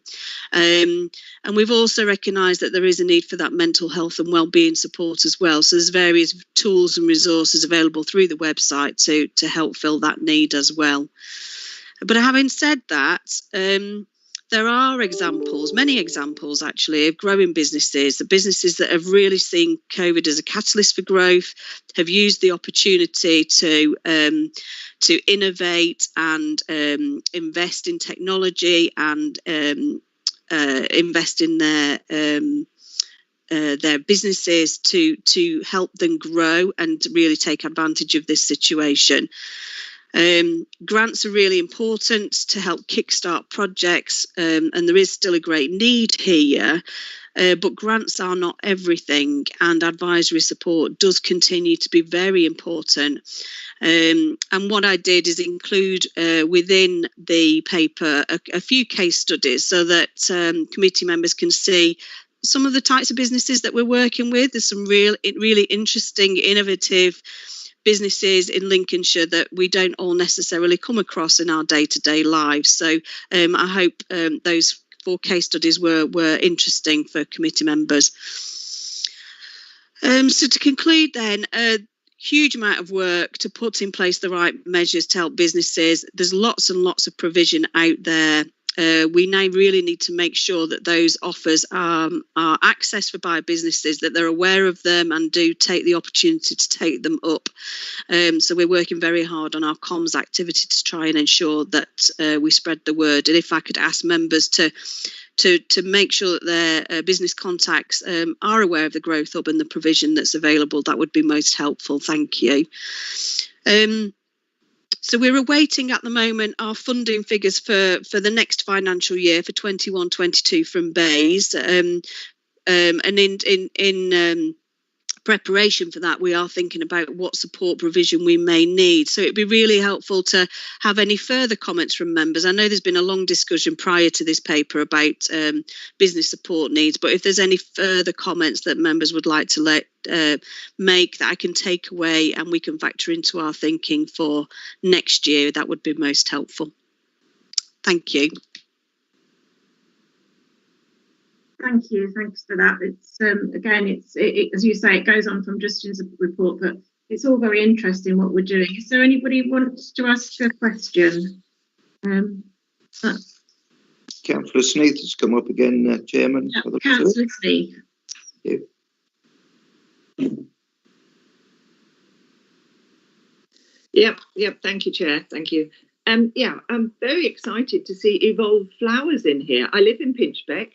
And I must admit, Brilliant. I've never heard of them. So fabulous business. Down there this week, I know Herdgate Lane, yeah, I know it well, but I didn't know they were there in those particular barns. I think that's the thing. But this brings me on to a point, actually, which ties in a bit with talking about the county farms.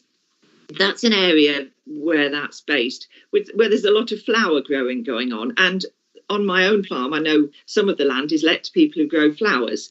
And I have been contacted by young people who want to get into farming. And round here, you know, where we are with such fertile land, you don't actually need an enormous farm for certain crops, flowers being one example. I have raised this before, I think. I've had people contact me who'd like to rent 60 acres, 80 acres to start a flower growing business or some other niche crop business.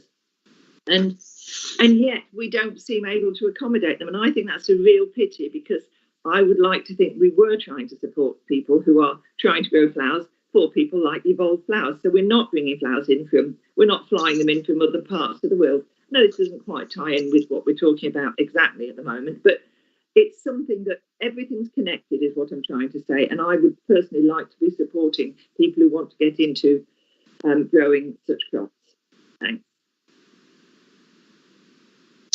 Thanks, Councillor Sneath. That's really interesting that there is that demand out there, and it would be, you know, if we can do some more work to see if those opportunities exist for that sort of land rental, I think that would be, you know, a really innovative offer, actually. And we can, you know, highlight people like Evolved Flowers that are doing really well out of this business. So it is a viable option for people who may want to start in that arena. Yeah, thanks very much. Thank you, Liz. Is there anybody else with any questions or comments? It doesn't look like it, Chairman.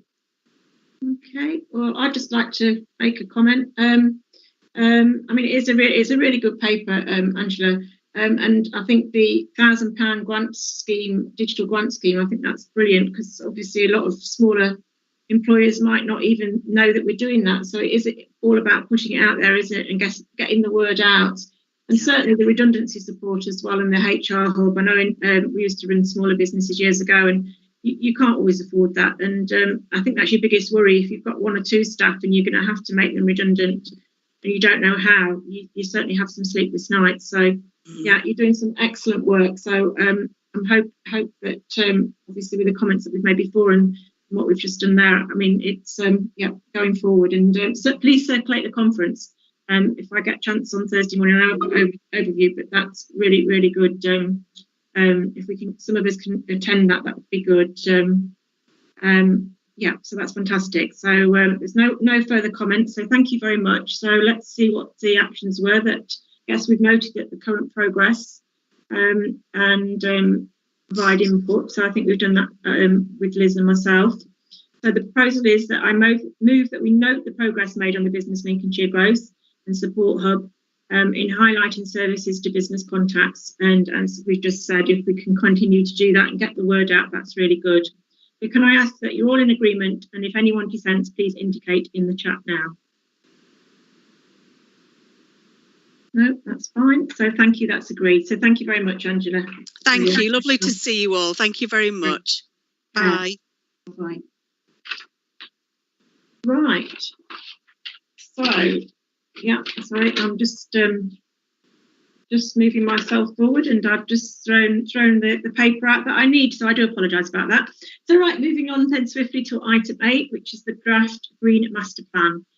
This item provides an opportunity for the committee to discuss the initial draft of the council's Green Master Plan, and provides views of guidance on its content, format and scope. The item will be presented by David Hickman, Head of Environment, and just a reminder, if you wish to speak, please put it in chat. The actions are that we committee has been asked to consider that the initial draft of the master plan and provide guidance for officers to continue to develop the strategy. Thank you. Over to you, David. Thank you very much indeed, Chairman. Just to remind us of the context for this, if I may, to begin with, the County Council has committed to net carbon neutrality by 2050, in line with government national guidelines, and the Green Master Plan is essentially our way of setting out how we're going to do that. So, in essence, it does, or it seeks to do, two things. One, it will encompass the activities that we will take ourselves as an authority to achieve that goal. But secondly, and actually possibly more importantly, it also acts, or will act, as a framework to help coordinate a much wider range of work, a much wider range of activities with other service areas, and particularly with partner organisation to help us to achieve that. This is one of those areas where we cannot possibly do this alone as an authority. We have a big contribution to make. I think it was really interesting to hear the comments from the paper earlier in the meeting about the potential for this initiative to allow us to join up with partners and colleagues. But that element of partnership, I think, is going to be absolutely central. The format, the reason particularly we've asked members to comment on format and scope is because we've deliberately designed this so it isn't a traditional local government strategy. As you'll be aware, over the years, we've got extremely good at doing local government style strategies, and they tend to be sometimes quite large. They have quite a few pages and quite a lot of detail, and they don't always necessarily lend themselves to the kind of continuous reinvention, the continuous development of them that we believe will be absolutely essential in the world of sustainability. So what I mean by that is that while at the moment we can plan for some immediate, some short-term actions, the shape of the world, the way the world is going to look in 5 years, 10 years is probably much harder to predict now than we might have thought a year or 2 years or 2 years hence. So for that reason, our overarching approach needs to be very flexible, and it needs to allow us to be able to develop it as circumstances evolve, so that we can stay ahead of the curve, and so we can show the leadership that we need to show as the County Council in this arena. I'd like to just draw your attention, if I may, to the draft document. There's a brief report attached, just outlining some of the things that I've already mentioned. But when you actually look at the bulk of the paper is the draft master plan itself. Now, the first page there, what we've done with this is because these word links don't tend to work in PDF format. What we've done is we've expanded those in the subsequent pages, so members can see all of it. But essentially, this is laid out as we believe it will look online. So as I said, this isn't a traditional format. What we intend is that the Green Master Plan should be first and foremost an electronic resource, so that it can be accessed as widely as possible in as many formats as possible. So what we've laid out here is the sections and the order that we believe will work as an electronic document. The first thing that you come to as you scroll through are three overarching principles that we think should probably guide the way we shape the Green Master Plan and the way we organise ourselves in linking with our partners and in developing this agenda. So a key one, don't waste anything. Then what are the wider opportunities? And then finally take responsibility and actually pride. And we, the subsequent pages illuminate or illustrate to a greater extent what those might look like with a number of case studies. I don't propose to go through all of the pages of the draft so far that we've put together so far. I'm hopeful that members will have had a chance to have a look through these and to gather their thoughts. But I'm particularly interested today in members' views of using that kind of electronic format as a way forward. Will that work? Will that meet the needs of people of Lincolnshire? I'm also very interested to gather your views on going forward with those overarching principles.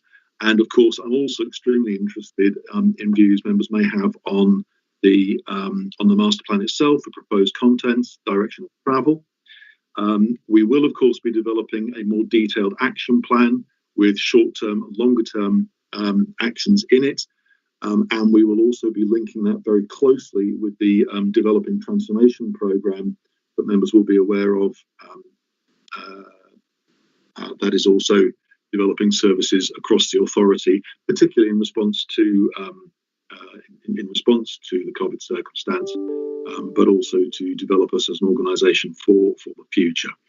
I think that's probably all I wanted to say myself. As I mentioned at the beginning of the meeting, the whole sustainability team are staring at me to make sure I get this right.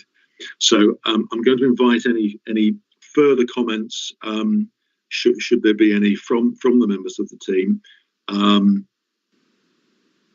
Any brief comments, and then if it's all right with you, Chairman, I'd love to start gathering thoughts and views of the committee members. So, team, any comments? Not from me, David. You summed that up really well. Thanks. Thank you. Anybody else? No, I don't have anything to frame it with just yet, David. Okay. Thank you very much indeed, guys. Yeah, no, nothing more from me either. Okay. Lovely. Chairman, can I open the floor to members of the committee then, please? I'd love to hear your views. Yeah, I think Councillor Oxley's first. Yeah, thank you very much, Chairman. Yeah, thanks for that, David. Very interesting. It's got a green jumper on today, but it's just a bit of a fluke, I think, really. But obviously... Our work here is done. Sorry, David? Our work here is done, Councillor. Yes, correct. Yeah. Obviously this has been talked about for many years, in fact. And in fact, we buy our electricity from the company that say that's generated 100%, under the green umbrella. But of course, it comes down the same lines that everybody else has come down. Do you think we're not far enough in the chain to make influence? Because obviously, if 2050 comes and we've still got coal-fired power stations, theoretically, we're getting our electricity through coal-fired can't get my words out. Coal-fired power stations So really, it's probably the government, you know, the top tier, who make the decisions and have to push these forward. Are we just the ones that are sort of guiding ourselves towards them to give them ideas, or is it totally going to be down to them at the end of the day, do you think? I think that's an interesting point, actually. I think yes. I mean, to some extent, there is a need for national government to act. You will have seen the announcements from the Prime Minister regarding the Green Industrial Revolution. So clearly, there is a higher priority now for national government, but that's true of all national governments. I actually think locally there is a huge amount that Lincolnshire County Council can do. We can work, particularly if we work to coordinate with our partner organisations, with district councils, local planning authorities. There are a huge range of areas where we can, particularly if we show that we're serious about this, we can certainly influence upwards towards national government. We can influence other partner organisations. And I think if we get the Green Master Plan right as a sort of an overarching framework for how Lincolnshire can be a more sustainable place into the future, if we can link into those areas that we've discussed in previous papers on this agenda, I think we can really show a very serious commitment within Greater Lincolnshire, actually, to drive this agenda forward. I think the other thing is, of course, we can also act as a way to support local communities to also do these things for themselves. So that combination of grassroots work, of strategic coordination across the county, and influencing upward to government, I think are all absolutely crucial parts of the mix. I think government has a role to play, but I think even if government were absolutely hell-bent on driving this agenda across the country, dictating by fiat from the top downwards wouldn't have anything like the buy-in and the impact without that sort of local commitment and local leadership that we can provide as a county council. Thank you, David. We have Councillor Mrs. Austin to speak next, Chairman. Alison. Thank you, Wendy. Thank you, David. Whilst you were talking, I must admit, because I've got the meeting papers. I mean, I have got paper ones because I'm one of these people whose age is such that they still quite like to handle paper. But I put it on ModGov and I was playing with the links. And yes, you know, I thought, wow, this is a good way of setting out the master plan. I mean, I literally tried the first one, I think it was the recycling guide now, but that just shows that we can adapt, doesn't it, by just updating as necessary. Yes. And it even took me back to the idea when somebody said, I don't know if it was Justin or who said that, anyways, somebody was trying to get their menu and it was all just on Facebook. And I suddenly thought, well, hang on, if a menu had been with a link on a website, then you just click on it and it would be up. You'd be updating it, wouldn't you? So there was a lot of scope. But yes, I do like this this idea, because this is, you know, the first thing you sort of told us about, wasn't it? The links. This is, yes, very, very interesting. Was it Ron who felt the need, that concern that we are generating still from coal-fired power stations? I'm looking forward immensely to actually coming to planning the Boston Alternative Energy Facility. I really am. and you know it's going to be within a kilometre of my house. It's going to be very, very close, but I have no fear about living near somewhere like that. And, you know, I'm really looking forward to it. And we do also, I can look out at night, and if I move my head a bit and walk around the corner, I would see a biomass fire station, which is gasification, awaiting commissioning. So we are making steps, aren't we, within this county? And of course, I don't know how our energy from waste is doing up at Icombe, but I hope all these power stations are putting electricity into the grid. I mean, once electricity's in, it just sort of obviously mixes with everything else, I think. But the more that we can be getting from green energy rather than fossil fuels, the better. I think somebody said earlier on that, of course, life's never going to be the same again, and after COVID, and these virtual meetings we've had.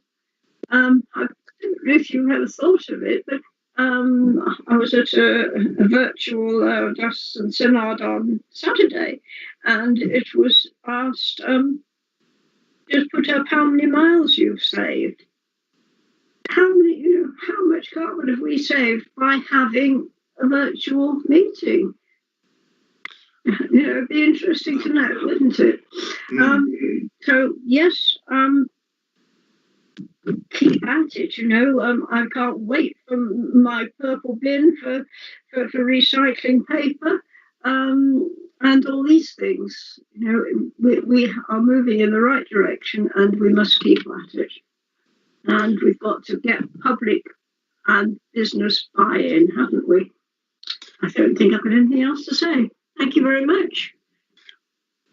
Thank you very much, Councillor Austin. Yes, I absolutely agree. I think in the future, I think we're going to see much more of a mix of energy generation with a much greater local element to that. In terms of the amounts of carbon that we saved, we do have some figures for amounts of carbon that the county council has saved during the initial period of lockdown, and I'm happy to provide those to you. It is fairly significant. Again, it's one of those things that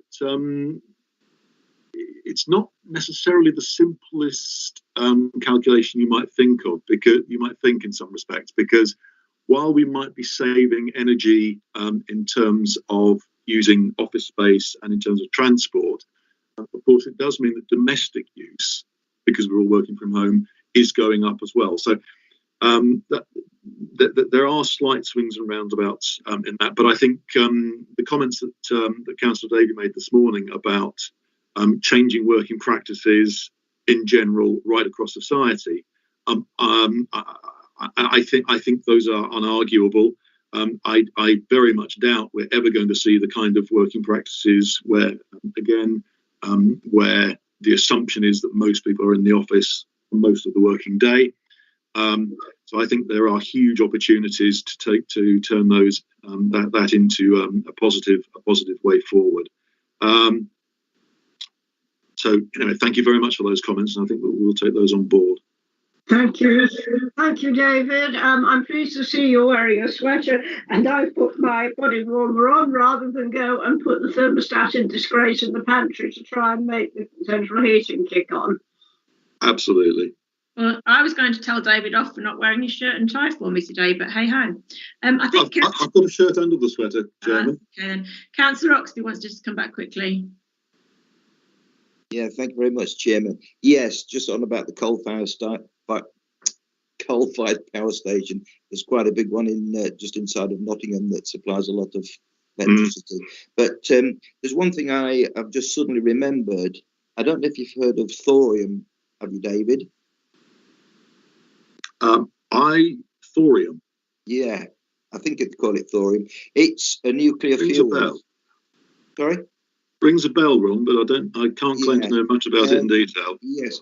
As you know, the government mentioned nuclear power stations, which I've always advocated as being very good. They produce little waste and not much pollution.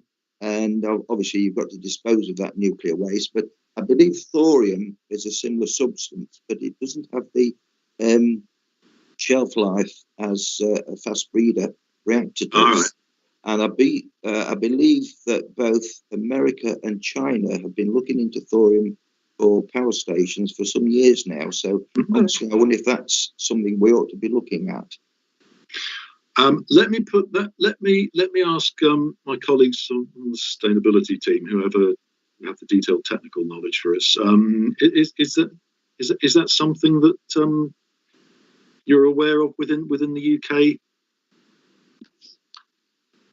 Yeah, there have been there was talk about Toshiba had a plant that used some of that technology that they were looking potentially to develop in the UK. They look like very small scale nuclear power plants that, as you say, the half-life of the waste is much less than a traditional sort of Sizewell or Sellafield type nuclear reactor. So yeah, there definitely has been discussions about those type of power stations. It's just whether there's a suitable location, and obviously the kind of name of it kind of draws people in from the start. But I think it's definitely something that we could look at potentially.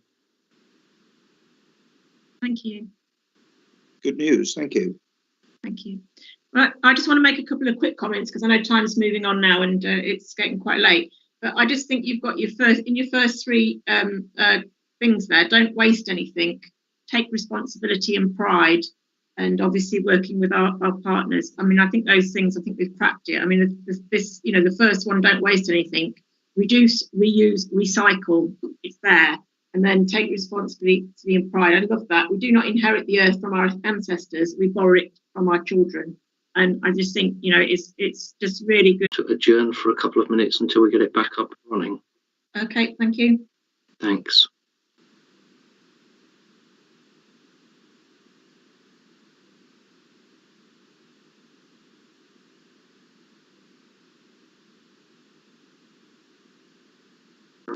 Okay, it's back up and running. Okay. Do you want me to repeat that, or is that okay? Will it? No, that's fine. Okay. Right, over to you then, Vanessa. Thank you. Thank you, and good morning again, Chairman and Committee. Thank you for allowing us to come to committee this morning and talk to you about the local transport plan work that we are currently doing. Members will be aware that we have a local transport plan in place, but that it is coming towards the end of its natural life. So we are currently working on the fifth local transport plan with a view to producing it for next year. So this is really an introductory paper to talk about the themes and the scope of the work and to really get early feedback from members of the committee. I think certainly throughout this morning we've seen a lovely sort of ripple of connections between all of the papers. And it's certainly true when you talk about transport, the policy connections across to growth in the economy that we've heard about sectors and freight, but also about the Green Master Plan and the work that we do in terms of the way that we move and connect around the county. The discussions about the post-COVID world, and I scribbled down some words about the way we work, the way we travel, the way we play, have all changed. And I think we all recognise that the shift that has happened and the need to reflect that in the work that we do going forward. So in terms of scope and scale for this document, there is something about working in the immediate, but also around the medium and longer term planning. And for us, it's about connecting to some of those grand challenges, if you like. So we're all thinking about what the future of transport might look like, but also connecting to some of our big policy documents across the county. So thinking about things like local plans, and 2036, but then thinking about those ambitions for 2050. So planning for growth agenda and the Green Master Plan, really talking about that vision for a very different Lincolnshire for us to live in, and those challenging targets that we need to meet. In terms of subject matter, as you would expect, there's everything in there from walking and cycling through to local bus, rail, freight. But I think what's different about probably the tone of the work that we're doing in this local transport plan is that real focus on place. But I think the local transport boards, which have been in place, have really helped us think about that local movement picture, so we can then feed that back up into the local transport plan. And really thinking about the sectors. So the local industrial strategy has helped us think about what are those key sectors across Lincolnshire, and so how does transport and movement impact on those sectors? So everything from how the visitor economy could be supported if we thought about walking and cycling in a different way, perhaps, or how we support the food valley and agri-food in Lincolnshire in terms of movement of goods and in that way as well. Digital, we've talked about quite a lot this morning. In terms of the transport sector, that's seen as a huge potential disruptor, as they say, but it's about being aware of these kind of coming changes and thinking about the opportunities. And I think we've talked before at committee about we've got into, everyone thinks I'm always wanting to talk about driverless cars and exciting futures. But if we think about the cars that we're driving now, about how technical some of them are and how really AI is kind of already with us in many ways. Many of us are in vehicles that have sensors on them to help us park or to tell us not to move into the outside lane because another car is passing. And this is all about kind of technology getting smarter.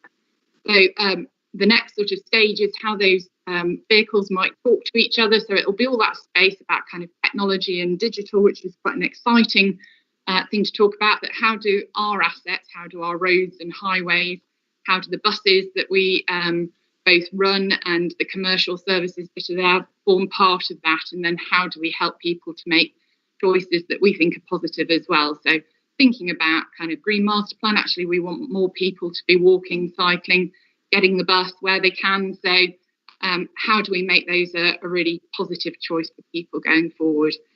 So that probably sums up some of the thinking we're at the moment. I've asked members a couple of questions, as the chairman has said, at the bottom of page 68, in terms of thinking about those themes and the balance, but also to think about that COVID-19 piece and how things are changing. That's probably all I've got to say just at the moment. Thank you, Chairman. Thank you, Vanessa. Thank you. Very interesting subject, and hopefully, have we got any questions for Vanessa before I make comment? None at the moment, Chairman. Okay. No. Right. Okay.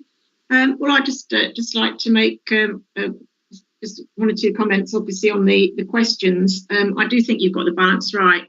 Obviously, we do think more about walking and cycling now, don't we? And certainly, I think for all of us, since we've been having our meetings on Zoom, I think the thing of getting out, or teams, about getting out and having a walk is most imperative to us all, certainly for our mental health, really.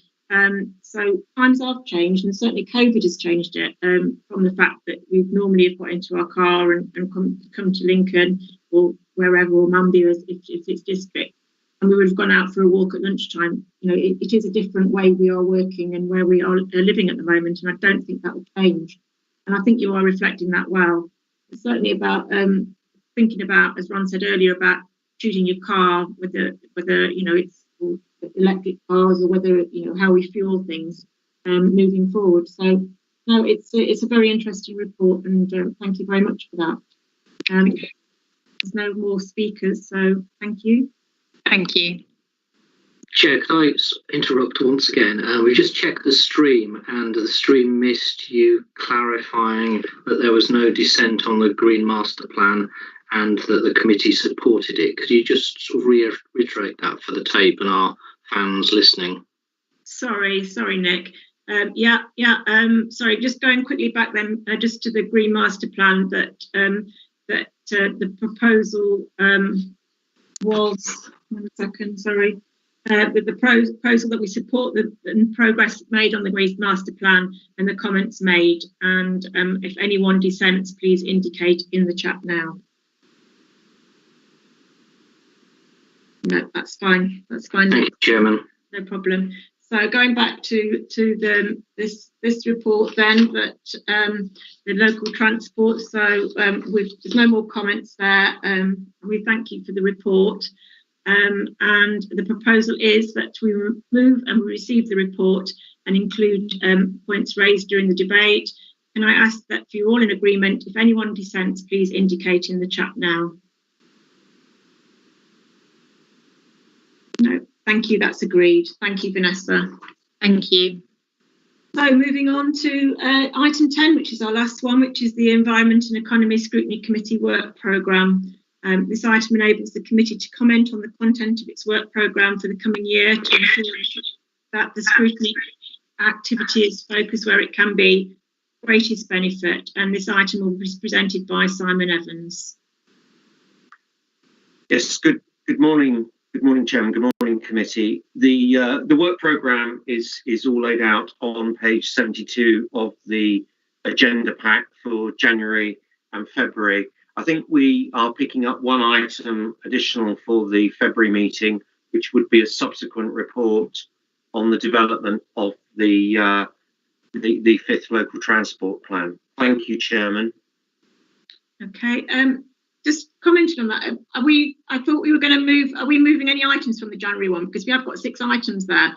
And I know the County Farms one will probably be a good discussion one. Do we need to move anything from there? Or is that something we can look at pre-meet or something?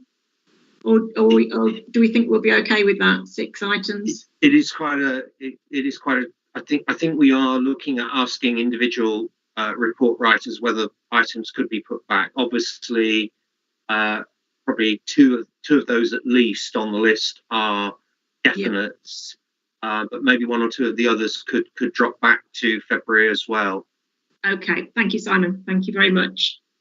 So we're invited then to review, which we've done, consider and comment. Is there no more comments on the work programmes? I don't think there's anybody in the chat room, so we've got no more comments. So the proposal is, can I ask that the work programme is approved? Does anyone dissent? Please indicate in the chat now. No, that's fine. So that's been agreed. Thank you, Simon. So that comes to the end of our meeting. I know it's been a very long meeting today, and I do thank you for all your comments made. So it concludes the business of the meeting. Thank you everyone for your attendance. You may now leave the meeting by using the red phone icon on the taskbar to end the call. Thank you very much.